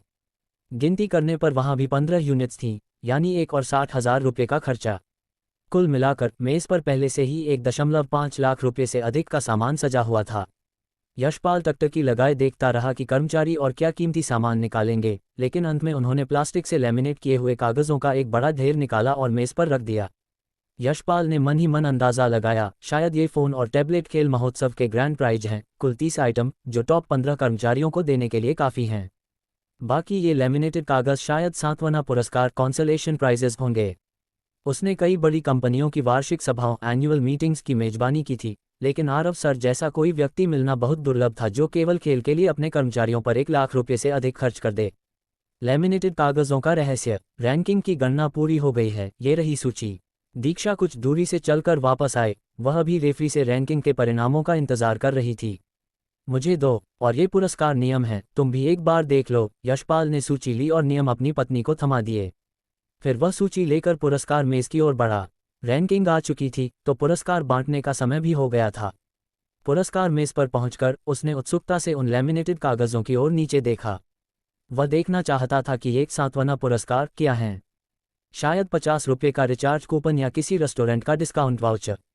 लेकिन जैसे ही उसने उन कागजों पर लिखे शब्दों को पढ़ा, वह अपनी जगह पर जड़ हो गया। उसकी पत्नी दीक्षा, जिसने अभी अभी पुरस्कार नियम पढ़े थे, वह भी मेज पर रखे इनामों को देखकर स्तब्ध रह गई। वह जोड़ा मेज पर रखे उन कागजों को ऐसे देख रहा था जैसे उन्होंने कोई भूत देख लिया हो। कागजों पर लिखा था, एक्स ब्रांड का घरेलू फोन, कीमत 6,188 रुपये। वाई ब्रांड का रेफ्रिजरेटर, कीमत 3,998 रुपये। जेड ब्रांड का टेलीविजन, कीमत 4,299 रुपये। प्रीमियम गेमिंग लैपटॉप, कीमत 7,500 रुपये। यशपाल के दिमाग में एक साहसी विचार आया, क्या ये संभव है कि? उसने अपना सिर घुमाया और पाया कि आरव सर बिल्कुल उसी समय वहां आ रहे थे। उसने झिझकते हुए पूछा, आरव सर, इन लैमिनेटेड प्राइज टिकट्स का क्या मतलब है? इसका वही मतलब है जो लिखा है।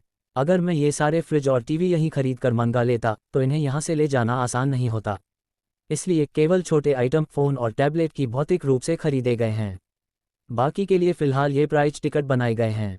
खेल खत्म होने के बाद कर्मचारी इन टिकट्स को दिखाकर अपना असली इनाम या उसकी कीमत के बराबर पैसे ले सकते हैं। आरव ने इतनी सहजता से समझाया जैसे वह 10 रुपये के पेन बांटने की बात कर रहा हो।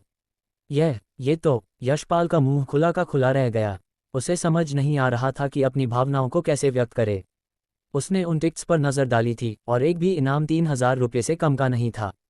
80 से अधिक कर्मचारी, हर किसी को 2 इनाम, यानी कम से कम 5 से 6 लाख रुपये का खर्चा। ये किस तरह की कंपनी थी? और यह बॉस, अपने कर्मचारियों के लिए इतना कुछ करना, ये वाकई अविश्वसनीय था। खैर, चलिए पुरस्कार बांटने में जल्दी करते हैं, आरव ने सोच में डूबे यशपाल को टोकते हुए याद दिलाया। जी बिल्कुल सर। यशपाल आवाज़ सुनते ही होश में आया। उसने खुद को संभाला और समारोह शुरू किया। खुशियों की बौछार, पुरस्कार वितरण, प्रतियोगिता की रैंकिंग आ चुकी है। अब मैं नाम पुकारूंगा और आप क्रम से ऊपर आकर अपने इनाम चुनेंगे। जैसे ही होस्ट के शब्द गूंजे, पास ही खड़े कर्मचारियों के चेहरों पर उत्साह की लहर दौड़ गई। वे जानते थे कि इनाम क्या हैं और वे इस पल का बेसब्री से इंतजार कर रहे थे। प्रतियोगिता में प्रथम स्थान मिला है आर्यन को। कृपया आर्यन मंच पर आएं और अपने 2 इनाम चुनें। आर्यन दौड़ता हुआ मंच पर पहुंचा। कृपया अपने 2 इनाम चुनें, यशपाल ने मुस्कुराते हुए कहा। आर्यन ने मेज पर रखे सामान को एक पल के लिए देखा और फुर्ती से चुनाव किया। उसने सबसे पहले एक नया स्मार्टफोन उठाया और फिर एक लैपटॉप का प्राइज टिकट। अपने हाथों में इन 2 इनामों को देखकर आर्यन की खुशी का ठिकाना नहीं था। इन दोनों की कुल कीमत 10,000 रुपये से कहीं अधिक थी। सिर्फ एक दिन खेल खेलकर उसे ये सब बिना एक पैसा खर्च किए मिल गया था। आरव सर का कर्मचारी होना वाकई किसी वरदान से कम नहीं है, आर्यन ने मन ही मन सोचा। फिर उसने बगल में खड़े आरव की ओर देखा और हिम्मत जुटाकर बोला, आरव सर, क्या मैं आपके साथ एक फ़ोटो खिंचवा सकता हूँ? आर्यन की उम्मीदों भरी आंखों को देखकर आरव ने एक पल सोचा और मना नहीं कर पाया। वह मंच पर आया, आर्यन के साथ खड़ा हुआ और फोटोग्राफर ने उनकी कुछ शानदार तस्वीरें खींची। धन्यवाद आरव सर, आर्यन ने कृतज्ञता में सिर झुकाया। आरव ने आर्यन को देखा, जो दिल से शुक्रगुजार था, और उसका मन किया कि वह कहे, बेटा, अगर तुम थोड़े कम और डलाओगे तो वही मेरे लिए सबसे बड़ा धन्यवाद होगा। आर्यन के बाद दूसरे स्थान पर आने वाले कर्मचारी की बारी आई। आरव ने उस कर्मचारी पर नज़र डाली। उसका नाम उसे याद नहीं था, लेकिन उसके ट्रैकसूट पर स्नोवी स्काई गेम्स लिखा था। वह निश्चित रूप से हाल ही में भर्ती किया गया एक नया लड़का था। एक नए कर्मचारी का अनुभव। हर्ष बड़ी घबराहट के साथ मंच पर आया। उसे कंपनी में शामिल हुए अभी मुश्किल से आधा महीना ही हुआ था और वह इस खेल महोत्सव का हिस्सा बन गया था। शुरुआत में उसने सोचा था कि यह बस एक सामान्य सा स्पोर्ट्स डे होगा, जहां लोग थोड़ा बहुत खेलेंगे और फिर घर चले जाएंगे। बाकी कर्मचारी जब फ़ोन और लैपटॉप जैसे इनामों की बात कर रहे थे तो उसने उसे गंभीरता से नहीं लिया था। वह कॉर्पोरेट दुनिया का पुराना खिलाड़ी था। उसने कई ऐसे बॉस देखे थे जो बड़ी बड़ी बातें करते थे पर हाथ में कुछ नहीं देते थे। फ़ोन और लैपटॉप, अगर 50 रुपये का मोबाइल टॉक टाइम कूपन भी मिल जाए तो उसे ही गनीमत समझना, उसने सोचा था। लेकिन इस समय अपने हाथों में असली फ़ोन और टैबलेट को देखकर उसे एहसास हुआ कि वह कितना गलत था। ये बॉस कोई मजाक नहीं कर रहा था, ये बॉस वाकई गंभीर था। ये कंपनी वाकई कमाल की है। मुझे यहाँ अपना 100% देना होगा, हर्ष ने बुदबुदाया। उसने आरव सर को धन्यवाद दिया और जल्दी से नीचे उतर गया। आन्या और किरण की नज़र। पुरस्कार वितरण जारी रहा और कर्मचारी एक एक करके मंच पर आकर अपने कीमती इनाम चुनते रहे। स्टेडियम का माहौल किसी त्योहार जैसा हो गया था। स्टैंड के कोने में आन्या और किरण खड़ी थीं। भाभी, देखिए, भाई ने आज सबका दिल जीत लिया है, पर मुझे डर है कि कहीं वे अपनी पूरी जमा पूंजी इन इनामों में न उड़ा दें, आन्या ने थोड़ी चिंता जताते हुए कहा। किरण ने आरव को देखा जो हर कर्मचारी को मुस्कुराकर इनाम दे रहा था। आन्या, तुम्हारा भाई सिर्फ पैसा नहीं बांट रहा है, वह वफादारी खरीद रहा है। ये कर्मचारी अब उसके लिए आधी रात को भी काम करने को तैयार होंगे। हालांकि उसका तरीका थोड़ा अनोखा है। आन्या ने सिर हिलाया। हाँ, पर 6 लाख रुपये के इनाम, ये तो बहुत ज्यादा है। तभी ममता दीदी उनके पास आईं। चिंता मत करो बच्चों, आरव ने जो बीज बोया है उसकी फसल बहुत मीठी होगी। मैंने अपनी उम्र में ऐसा लड़का नहीं देखा जो दूसरों की खुशी में अपनी खुशी ढूंढता हो। समारोह का समापन और आरव का लॉस। जैसे जैसे शाम ढल रही थी, पुरस्कार वितरण समारोह भी अपने अंत की ओर बढ़ने लगा। यशपाल ने अगले प्राप्तकर्ता का नाम देखा और उसकी आवाज़ थोड़ी रुकी। फिर वह पूरी ताकत से चिल्लाया, और अब हमारे अगले पुरस्कार विजेता हैं, जिन्होंने आज की रेस वॉकिंग में अद्भुत प्रदर्शन किया। खुद आरव सर। पूरा स्टेडियम आरव सर के नारों से गूंज उठा। आरव मंच पर गया। उसके हाथ में उसका प्राइज टिकट था। कायदे से वह 2 इनाम चुन सकता था। उसने मेज पर हाथ रखा। यशपाल ने माइक आगे बढ़ाया। सर, आप अपने लिए क्या चुनना चाहेंगे? आरव ने मेज पर रखे उन महंगे टिकट्स को देखा। उसने सोचा, अगर मैं ये 2 टिकट्स लेता हूं तो सिस्टम के हिसाब से यह धोखाधड़ी नहीं होगी क्योंकि मैंने खेल जीता है। और अगर मैं इन्हें कैश कराता हूं तो 12,000 रुपये सीधे मेरे निजी वॉलेट में। चलो, कम से कम आज की मेहनत वसूल होगी। लेकिन जैसे ही वह बोलने वाला था, उसकी नज़र पास खड़ी अक्षरा पर पड़ी, जो पसीने से तरबतर थी और जिसने पूरे दिन आयोजन को संभालने के लिए दौड़ धूप की थी। उसने खुद किसी प्रतियोगिता में हिस्सा नहीं लिया था, इसलिए उसे कोई इनाम नहीं मिलना था। आरव के अंदर का अमीर बनने का सपना और इंसानियत आपस में टकराए। उसने माइक लिया और कहा, ये 2 इनाम मैं अपनी असिस्टेंट अक्षरा और आज की कानूनी सलाहकार तान्या को भेंट करता हूँ। इनके बिना आज का यह आयोजन संभव नहीं था। स्टेडियम में तालियों की ऐसी गड़गड़ाहट हुई कि आसमान कांप गया। अक्षरा की आंखों में आंसू आ गए और तान्या अवाक रह गई। आरव मंच से नीचे उतरा। उसका दिल रो रहा था। आरव, तू दुनिया का सबसे बड़ा बेवकूफ़ है। 12,000 रुपये उड़ गए। लेकिन तभी उसके दिमाग में सिस्टम की आवाज़ आई। अतिरिक्त खर्च दर्ज किया गया 6,40,000 रुपये। वफादारी बोनस सक्रिय। वर्तमान बैलेंस 24,60,000 रुपये। आरव की आंखों में एक चमक आई। ओह, तो इनाम बांटने से मेरा बैलेंस इतनी तेजी से गिर गया। ये तो निवेश से भी बेहतर है। उसने पीछे मुड़कर देखा। कर्मचारी अपने नए लैपटॉप और फ़ोन को ऐसे देख रहे थे जैसे उन्हें कोई खजाना मिल गया हो। अगले दिन की सुबुगाहट। जैसे ही खेल महोत्सव खत्म हुआ और बसें वापस जाने लगी, आरव अपनी गाड़ी में बैठा। वह थका हुआ था पर खुश था कि उसने आज काफ़ी पैसा ठिकाने लगा दिया है। तभी उसके फ़ोन पर एक नोटिफिकेशन आया। यह एक स्थानीय समाचार पोर्टल का था। हेडलाइन थी, क्या ये भारत का सबसे अच्छा बॉस है? एक दिन के खेल में बांटे 6 लाख के इनाम। आरव का गला सूख गया। नहीं, फिर से प्रचार। अब तो और भी लोग नौकरी के लिए आएंगे और मेरा खर्च बढ़ाएंगे। लेकिन जो उसे नहीं पता था वह यह था कि इस खबर को शहर के एक बहुत बड़े निवेशक ने देखा था, जो काफ़ी समय से एक ऐसी कंपनी की तलाश में था जिसकी वर्क कल्चर, कार्य संस्कृति मजबूत हो। वह निवेशक कल आरव के ऑफिस पहुंचने वाला था, एक ऐसा प्रस्ताव लेकर जो आरव के गरीब बनने के प्लान को पूरी तरह तबाह कर सकता था। क्या आरव उस रहस्यमयी निवेशक को भगा पाएगा, या फिर उसकी कंपनी को करोड़ों का निवेश मिल जाएगा जिससे उसका 80 लाख का सपना और भी दूर हो जाएगा?